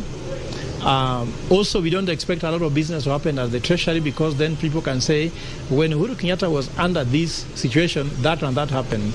So you hear these things that when you are away. So we don't want to hear that when you are away. So people are not working. People are consuming, of course. No one has stopped having lunch, breakfast, or dinner because there's election, but they're not going work because there's election. So when you're consuming and you're not generating, you can say we are moving towards negative. And that's why the impatience is coming in. And I think that it's a sacrifice every country makes at any given time. Like, for example, in the US last election, even people had to cordon the streets to protect the streets if somebody may want to break into a shop. So it is a cycle that everybody goes through. America does it every 4 years. Kenyans are now doing it every 5 years. Some countries do it every 7 years, for example, Rwanda. So it's something which is a necessary evil. Well, I mean, they are very lucky. And that's why some will say maybe you just need that system to work. Nevertheless, they also have their own issues that they deal with. You know, in China, freedom is not something you can just talk about. For example, if you go to China, you can't call on WhatsApp. You may never access Facebook. So there is what they pay for and there's what they get. So that is a very teething issue. But if you ask me, what should we be doing? As I told you, read a book, take a walk, do research, not researching for results, but do research. Do the things you can do when you don't have to be in your station. For example, I am here analyst. When I'm not on TV, I have my laptop in the car. I go there, I can answer some emails. There's something I need to read. Very good. And now, as you can see, time now that we've been waiting for is IEBC Chair Wafula Chebukati, and now let's listen in.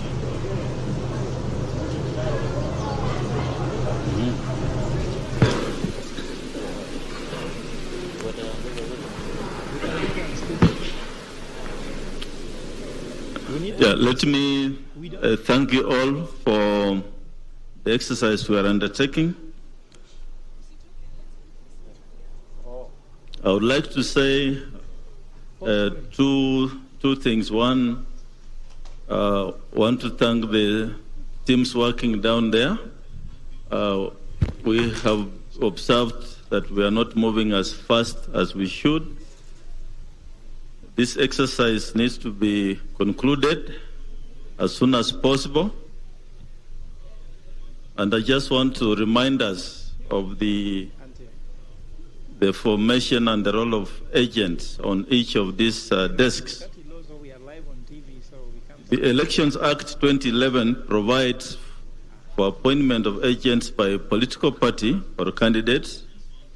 Regulation 851E of the general election regulations allows political party agents to be present at the tallying center, which as a commission we have allowed you. Indeed, the announcement of results at the tallying center is done in the presence of agents as governed by Regulation 76 and 87 of the Election General Regulations. While the Commission acknowledges that election agents are an important component of an election, we must, however, understand the specific role of agents at the National Tallying Center.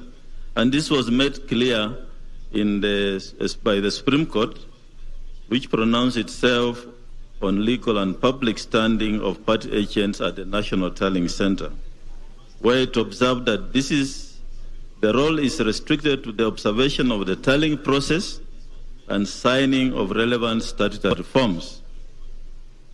In this respect, agents are not part of the receiving teams. However, the statutory forms are available to them to verify that the results received by them from their polling stations, agents mirror those received by the Commission at the tallying center. So the agents will look at the copies of the forms and confirm that the results or the forms are similar to what you received from the polling stations and confirmed by your agents at the constituency tallying centers. So we advise that agents in this exercise cannot proceed in the manner which we are proceeding, as if we are doing a forensic audit. So I just want to define clearly the role of agents. Please observe the process and document the tallying process. Make notes, document what is going on. Compare Form 34 issued. And you are being given copies to the party agents and those received by the presidential returning officer at the tallying center, and bring to the attention of election officials any errors, irregularities noted in the comparison of the forms, and make notes of those errors and sign declaration forms at the end of the tallying. So, but please don't interrogate the returning officers and slow down the process. Thank you. If we do that, then we shall not be able to finish this exercise. So agents, play a role, observe, make notes, and then let the process move on. And we expect that we shall have a few more desks to make 7. I'm directing that each desk should not take more than 15 minutes per returning officer.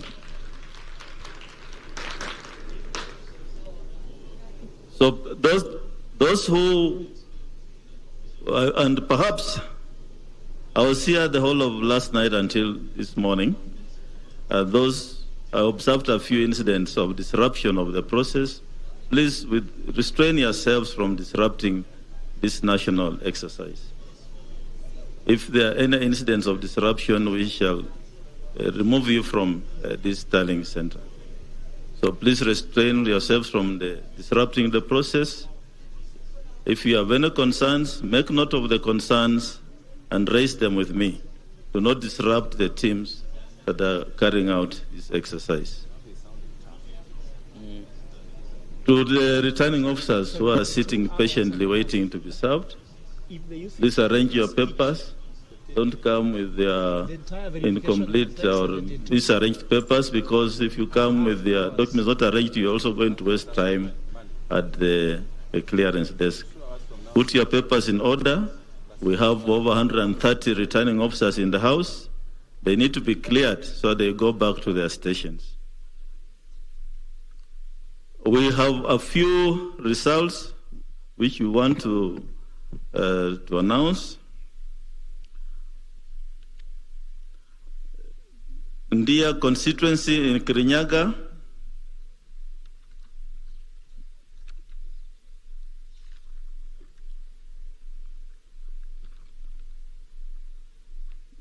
the total registered voters 69,743. Total valid votes cast 48,548. Rejected ballots 346. Odinga Raila 6,872. Ruto William Samoei 41,293.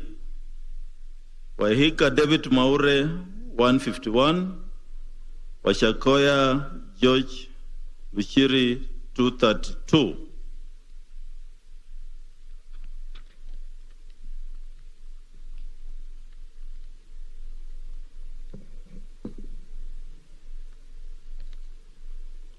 Katundu South in Kiambu County, Katundu South constituency in Kiambu.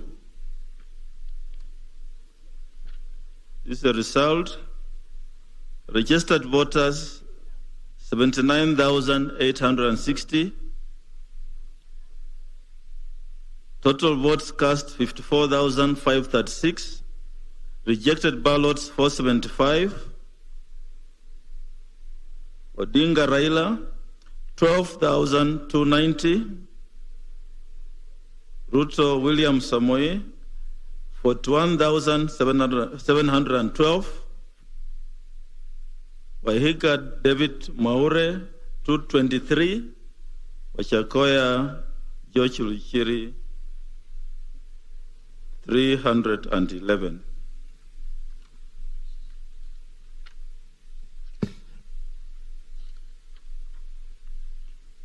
This is the result for Yatta constituency in Machakos.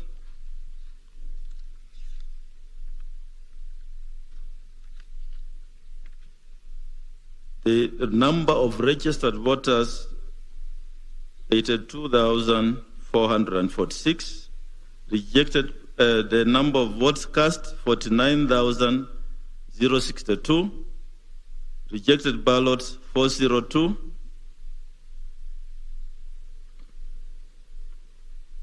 Raila Odinga 38,225. William Samoei, Ruto 10,391. Wahika David Maure 121, and Wachakoya George Luchiri 325. Then we have Aina Bugoi constituency in Uasin Gishu. The number of registered voters is 62,611. Votes cast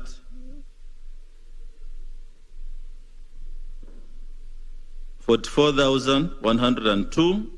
Rejected ballots 265.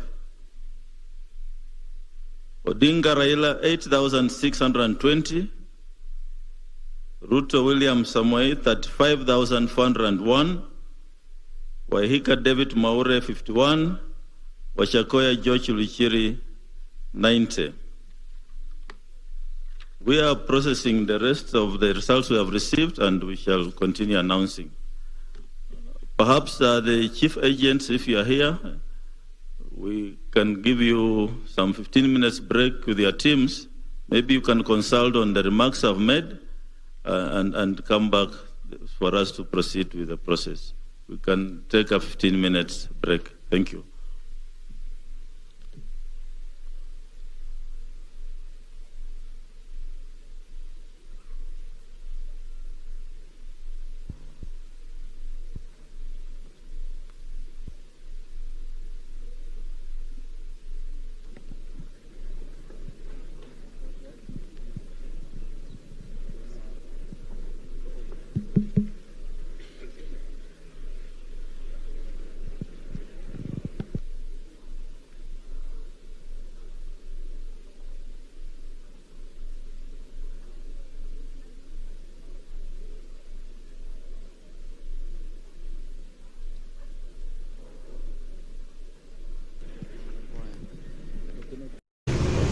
If not lower.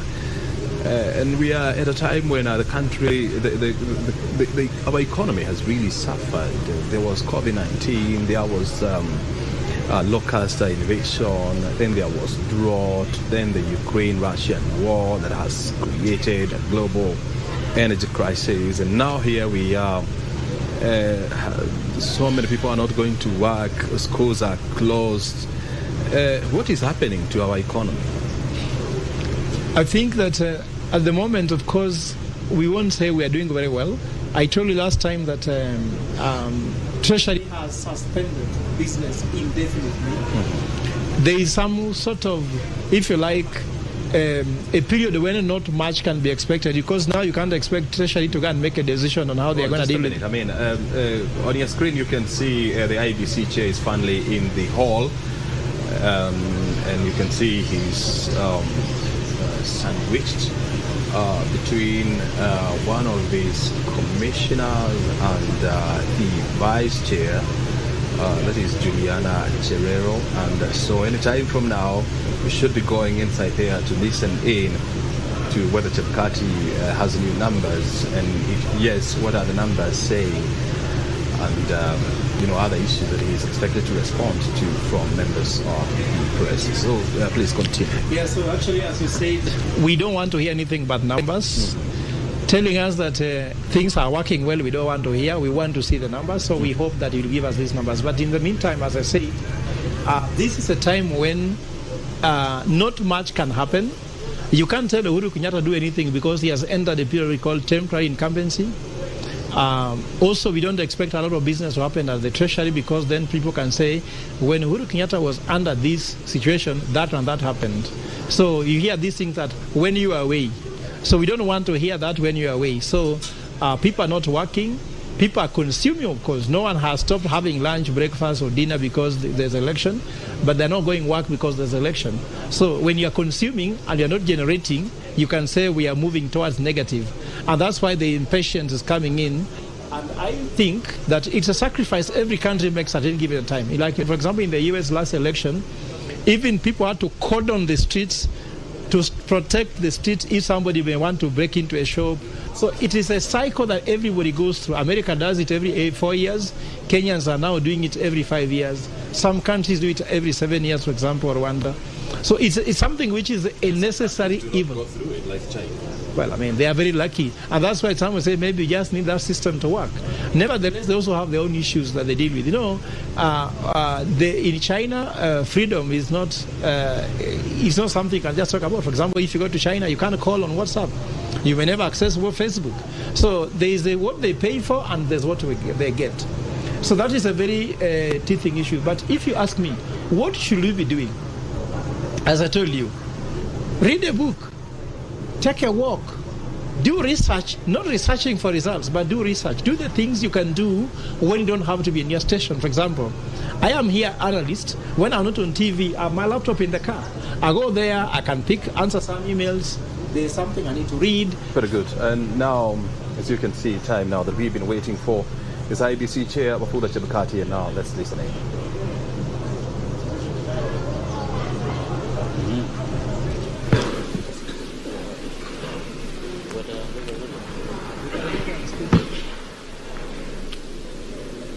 Yeah, let me thank you all for the exercise we are undertaking. I would like to say two things. One, want to thank the teams working down there. We have observed that we are not moving as fast as we should. This exercise needs to be concluded as soon as possible. And I just want to remind us of the formation and the role of agents on each of these desks. The Elections Act 2011 provides for appointment of agents by political party or candidates. Regulation 851E of the general election regulations allows political party agents to be present at the tallying center, which as a commission we have allowed you. Indeed, the announcement of results at the tallying center is done in the presence of agents as governed by Regulation 76 and 87 of the Election General Regulations. While the Commission acknowledges that election agents are an important component of an election, we must, however, understand the specific role of agents at the National Tallying Center. And this was made clear by the Supreme Court, which pronounced itself on legal and public standing of party agents at the National Tallying Center, where it observed that the role is restricted to the observation of the tallying process and signing of relevant statutory forms. In this respect, agents are not part of the receiving teams.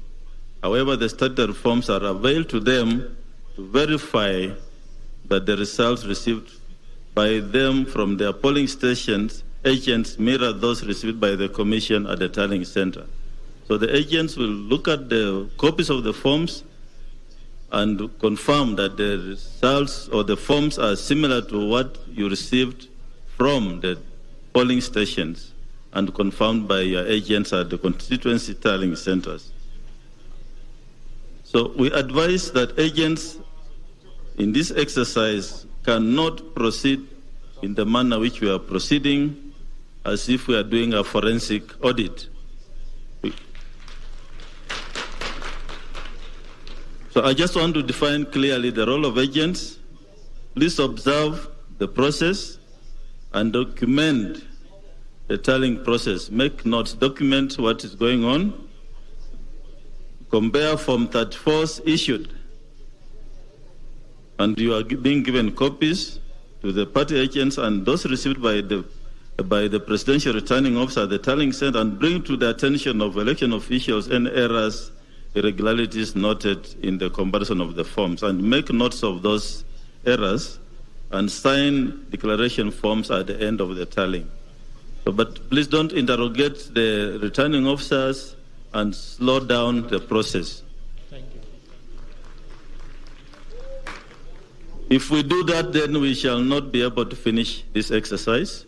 So agents play a role, observe, make notes, and then let the process move on.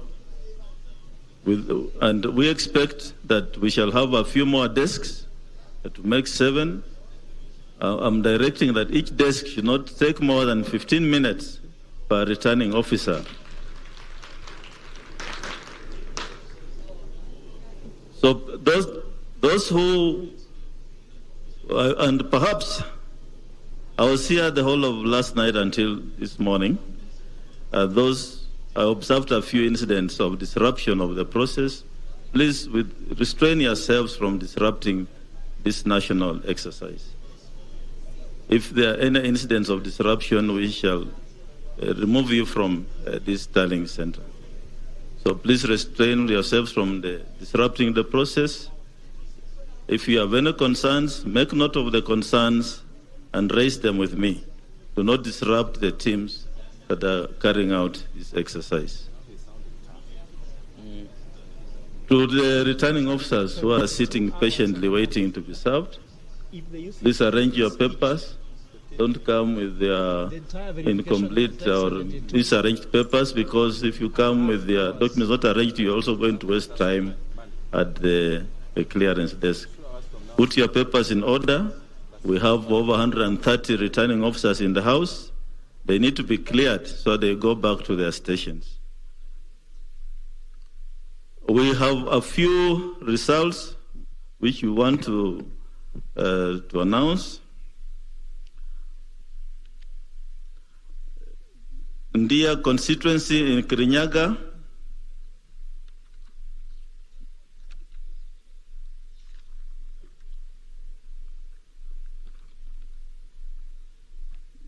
the total registered voters 69,743. Total valid votes cast 48,548. Rejected ballots 346. Odinga Raila 6,872. Ruto William Samoei 41,293. Wahika David Maure 151. Washakoya George Luchiri 232.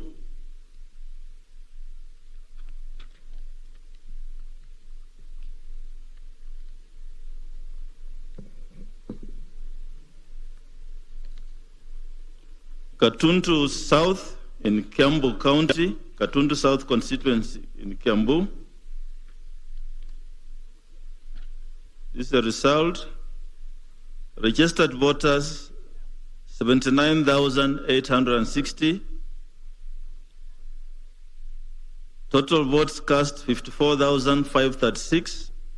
Rejected ballots 475. Odinga Raila 12,290. Ruto William Samoei 41,712. Wahika David Maure 223. Wachakoya George Luchiri 311.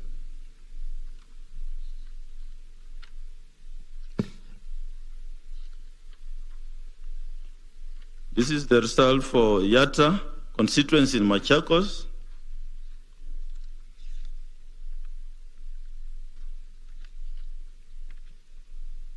The number of registered voters 82,446. Rejected, the number of votes cast 49,062. Rejected ballots 402.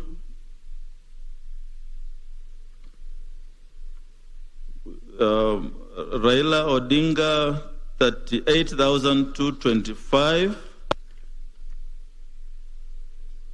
William Samoei, Ruto 10,391. Wahika David Maure 121. And Wachakoya George Luchiri 325. Then we have Aina Bukoi constituency in Uasin Gishu. The number of registered voters is 62,611. Votes cast 44,102. Rejected ballots 265. Odinga Raila 8,620. Ruto William Samoei 35,401. Wahika David Maure 51, Washakoya George Luchiri 90. We are processing the rest of the results we have received, and we shall continue announcing. Perhaps the chief agents, if you are here, we can give you some 15 minutes break with your teams. Maybe you can consult on the remarks I've made and come back for us to proceed with the process. We can take a 15 minutes break. Thank you.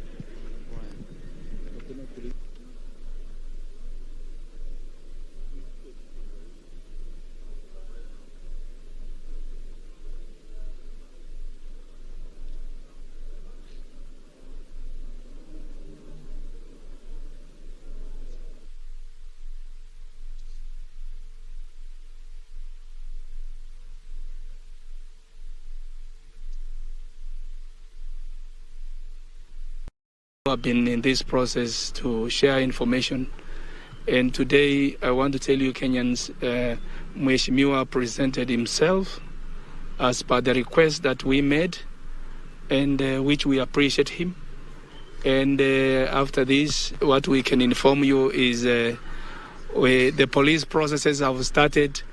Mheshimiwa has recorded his statement, and the normal procedures in terms of fingerprints and the court processes. So he's more than willing to go to court. We have no issues with him in terms of resistance to comply. He's been complying since he came here, and which we appreciate. And I think that is the way to go, and unless you have more questions to ask. Yeah, maybe you'd share at what time did you, if you remember the time? 10:20. 10:20. Yeah. It was exactly at your office? Or? Yes, that's when he arrived here, where we are. Alone? Yes, and there is lawyers. And Sydney commented he had filed for anticipatory bail. That one is upon him. That is upon him to answer. Yes. Do you have more questions? Maybe if the case is going to be handled here, we have had different orders from the DCI in Nairobi, from Kakamega County. There are no orders from our leaders. What is there is the normal process. We have courts here. We have courts here. So the issue of orders coming from somewhere, no. We are not aware of orders. What we are aware of is Mheshimiwa is here with us, and we are following the normal police processes, and that's all. Thank you. Asanteni sana. Maybe Mheshimiwa is appearing on court. Mheshimiwa, yes, I went to Nairobi to make an application to the High Court so that the court can give me anticipatory bail pending arrest. But when I saw on TV yesterday our regional police commander asking me to surrender, I drove all the way from Nairobi to this place, and I'm ready to cooperate with the police so that I can also know what killed that young man. Because on Sunday night, before Sunday night at around 6 p.m., my private bodyguard was attacked badly. He was in a coma for 3 days. He's at life care. And on the same night, I survived an assassination attempt, a matter which the police are aware, because there were gunshots around that place. And wherever we were on that voting day, there were other people with guns as well, including my competitor, including the police officer was manning that particular polling station. So we will be also be making applications that all those firearms that were there be subjected to a forensic investigations. Anyway, I will have my day in court. And Kazima from NTV. Yeah. What about your certificate? We heard that your agent went to collect it, then he was denied. The procedures are that the certificate can only be issued to a person whom I have authorized. So I had not given any written permission to anybody to collect certificates on my behalf, but I have done it, so that is not an issue. But the matter here is whatever we are here, and I'm here in my opinion to cooperate with the police, go through all their processes so that we ensure justice is served upon all parties. Why did you go underground for a while? I've told you I went to Nairobi to make an application at the High Court. When you make an application, you have to sign affidavits so that the advocates can file them in court. And that's exactly what I did, what I went to do. But when I heard that the police are looking for me, I came. Let's go now. Thank you so much. Thank you so much. And there's something a different thing I want to say. I want to take advantage of you people because you have worked together.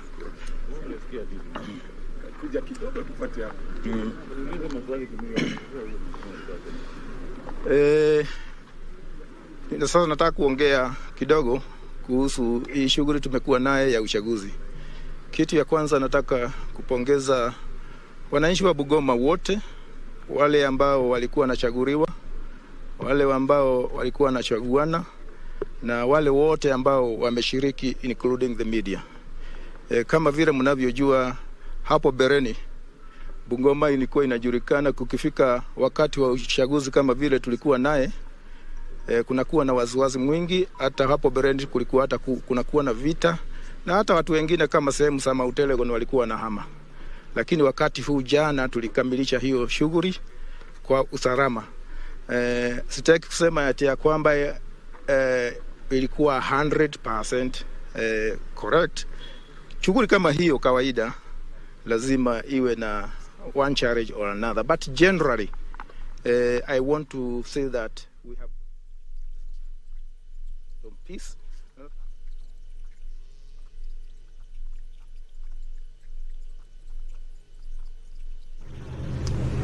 Well, that is Bungoma County, actually outside Bungoma Police Station, where MP-elect for Kimilili, Didymus Baraza, has just presented himself to the police.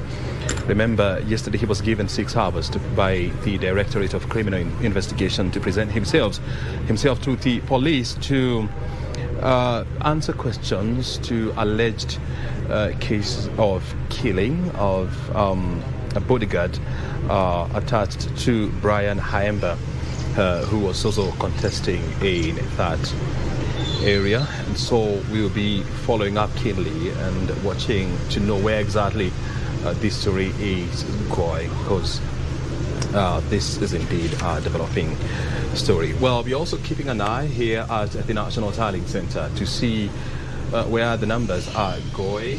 Wafula Chebukati, the Iebc, is the man of the moment. The whole nation is waiting for him to exactly hear how the numbers are looking like and when are they likely to know who exactly carried the day in the presidential contest. The other winners are being declared at the county as well as constituency levels, so nothing much you expect to hear in regard to that from Wafula Chebukati. We're still camping here at the Bomas of Kenya, whereby we are monitoring the situation here. And as I told you earlier on, it's a beehive of activity. To use an old cliche, so many people coming in from political parties, agents to international as well as local observers, to IEBC officials, returning officers from various parts of the country are also trooping in here to present their forms 34A and 34Bs to the Commission for verification and certification. We're also giving you, some interesting analysis on what to expect and the situation that is currently unfolding, and what you are seeing right on your screen are the pictures from the inside the National Talent Center, where officials are going through the verification and the certification process of the forms presented. So far, we only have certified or verified reports or results from Webuye East constituency. It happened yesterday at around 6 p.m. and the numbers were given by IEBC Chair Wafula Chebukati, who is the presidential returning officer for IEBC. Well, we are still in the company of Dr. Fred. Dr. Fred, remind me your name. How did you escape? Yes, Fred Ogola and Churchill Saoke. Going through some analysis here on what exactly is happening. But there is one question that people are not giving a lot of thoughts, because somehow the economy is now operating at half the capacity, if not lower. And we are at a time when the country, our economy has really suffered. There was COVID-19, there was locust invasion, then there was drought, then the Ukraine-Russian war that has created a global energy crisis, and now here we are. So many people are not going to work, schools are closed. What is happening to our economy? I think that at the moment, of course, we won't say we are doing very well. I told you last time that Treasury has suspended business indefinitely. There is some sort of, if you like, a period when not much can be expected, because now you can't expect Treasury to go and make a decision on how they are going to deal with it. I mean, on your screen you can see the IEBC chair is finally in the hall, and you can see he's sandwiched between one of his commissioners and the vice chair, that is Juliana Cherero. And so anytime from now, we should be going inside there to listen in to whether Chebukati has new numbers, and if yes, what are the numbers saying, and other issues that he is expected to respond to from members of the press. So please continue. Yeah, so actually, as you said, we don't want to hear anything but numbers. Telling us that things are working well, we don't want to hear. We want to see the numbers, so we hope that you'll give us these numbers. But in the meantime, as I said, this is a time when not much can happen. You can't tell Uhuru Kenyatta do anything because he has entered a period called temporary incumbency. Also, we don't expect a lot of business to happen at the Treasury, because then people can say, when Uhuru Kenyatta was under this situation, that and that happened. So you hear these things that when you are away. So we don't want to hear that when you are away. So people are not working. People are consuming, of course. No one has stopped having lunch, breakfast, or dinner because there's election, but they're not going work because there's election. So when you're consuming and you're not generating, you can say we are moving towards negative. And that's why the impatience is coming in. And I think that it's a sacrifice every country makes at any given time. Like, for example, in the US last election, even people had to cordon the streets to protect the streets if somebody may want to break into a shop. So it is a cycle that everybody goes through. America does it every 4 years. Kenyans are now doing it every 5 years. Some countries do it every 7 years, for example, Rwanda. So it's something which is a necessary evil. Go through it like China. Well, I mean, they are very lucky. And that's why some will say maybe you just need that system to work. Nevertheless, they also have their own issues that they deal with. In China, freedom is not something you can just talk about. For example, if you go to China, you can't call on WhatsApp. You may never access Facebook. So there is what they pay for and there's what they get. So that is a very teething issue. But if you ask me, what should we be doing? As I told you, read a book. take a walk. Do research, not researching for results, but do research. Do the things you can do when you don't have to be in your station. For example, I am here analyst. When I'm not on TV, I have my laptop in the car. I go there, I can answer some emails. There's something I need to read. Very good. And now, as you can see, time now that we've been waiting for is IEBC Chair Wafula Chebukati, and now let's listen in.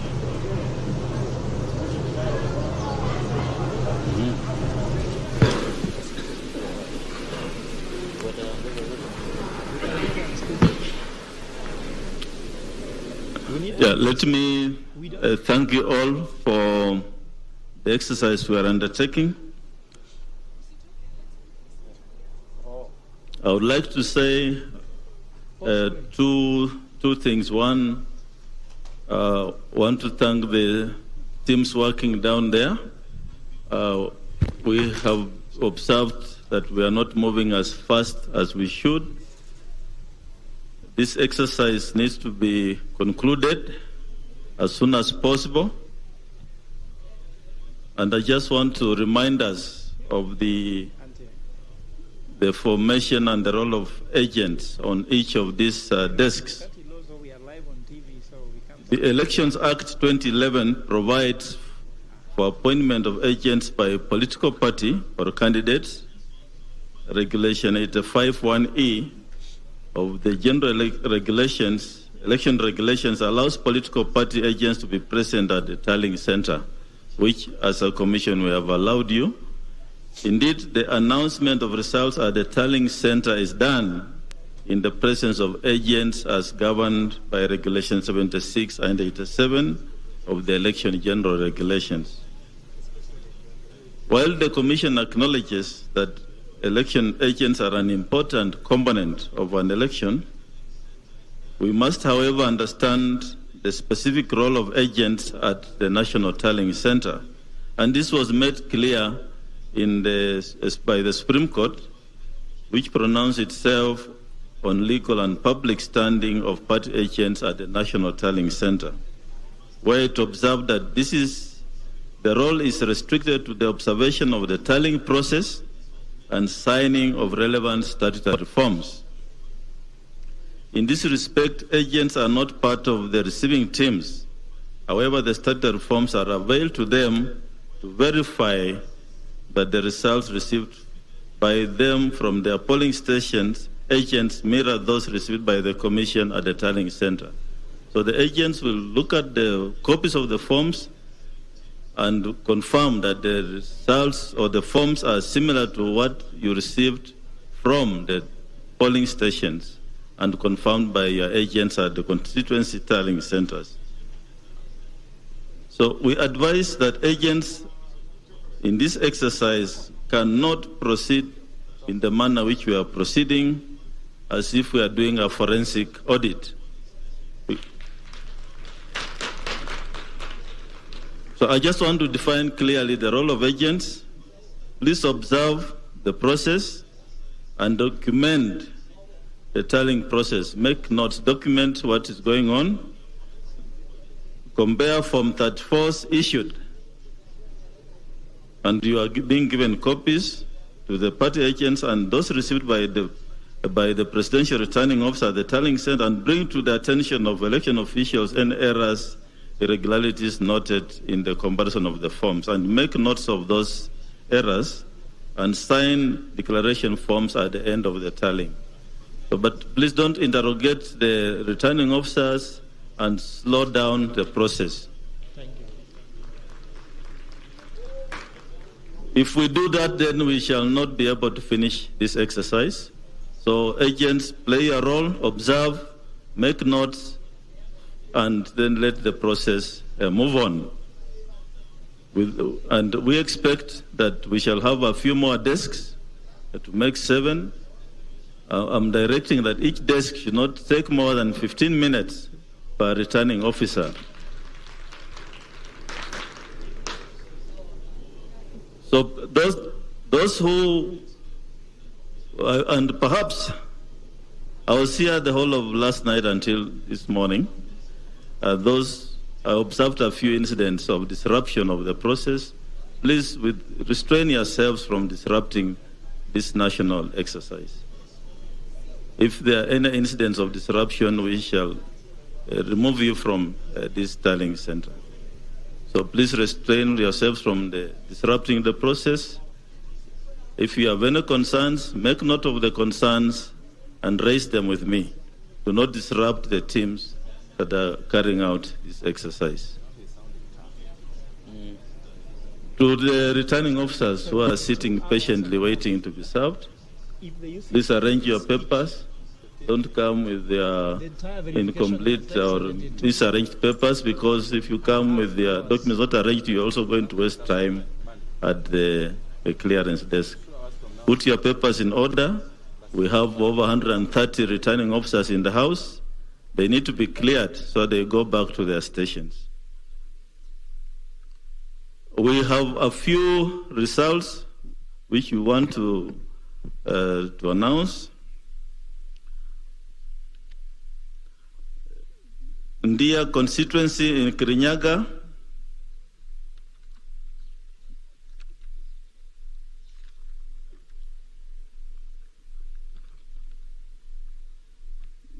the total registered voters 69,743. Total valid votes cast 48,548. Rejected ballots 346. Odinga Raila 6,872. Ruto William Samoei 41,293. Wahika David Maure 151. Washakoya George Luchiri 232.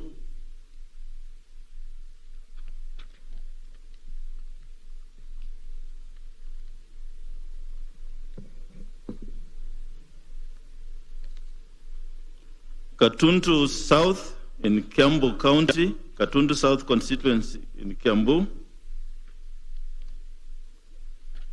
This is the result. Registered voters 79,860. Total votes cast 54,536. Rejected ballots 475. Odinga Raila 12,290. Ruto William Samoei 41,712. Wahika David Maure 223. Wachakoya George Luchiri 311.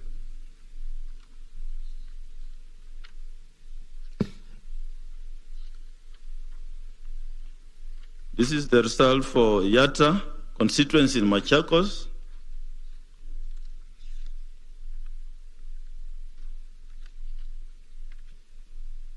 The number of registered voters 82,446. Rejected, the number of votes cast 49,062. Rejected ballots 402.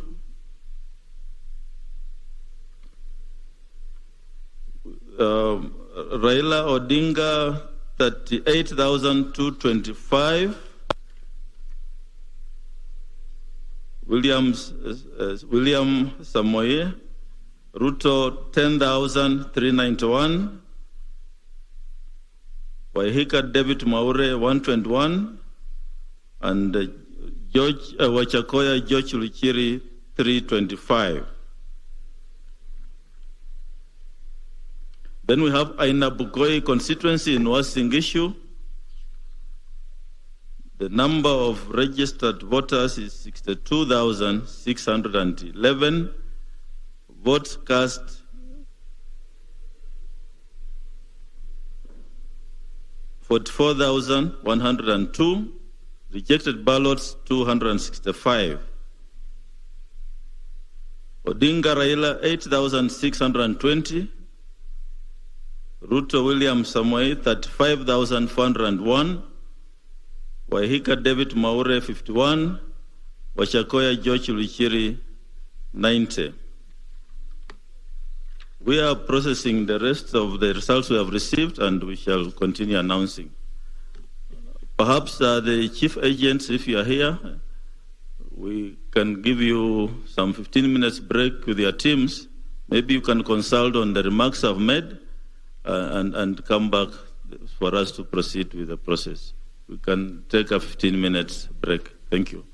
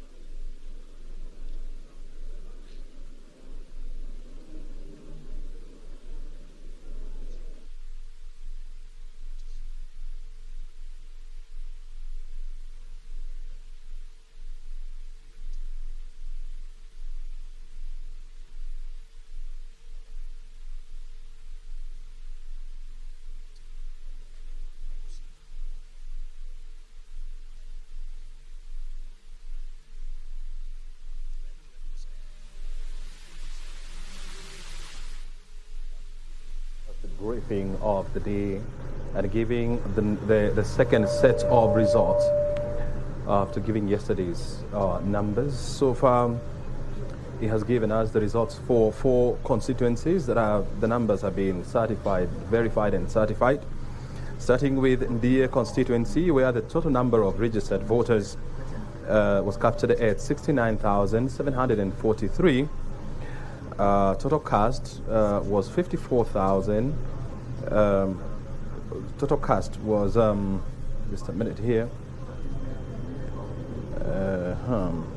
48,548. The number of rejected votes was captured at 346. Raila Odinga got 6,872 votes. William Ruto managed to garner 41,293. Wahiga Mwaure 151, while Wajakoya George secured 232. We have also been given the numbers for Gatundu constituency. This is Gatundu South. The total number of registered voter is 79,860. Total votes cast were 54,536. Rejected votes were 475. Raila Odinga managed to get 12,290 votes. Ruto William managed to get 41,712. And now to Kirinyaga constituency, not Kirinyaga but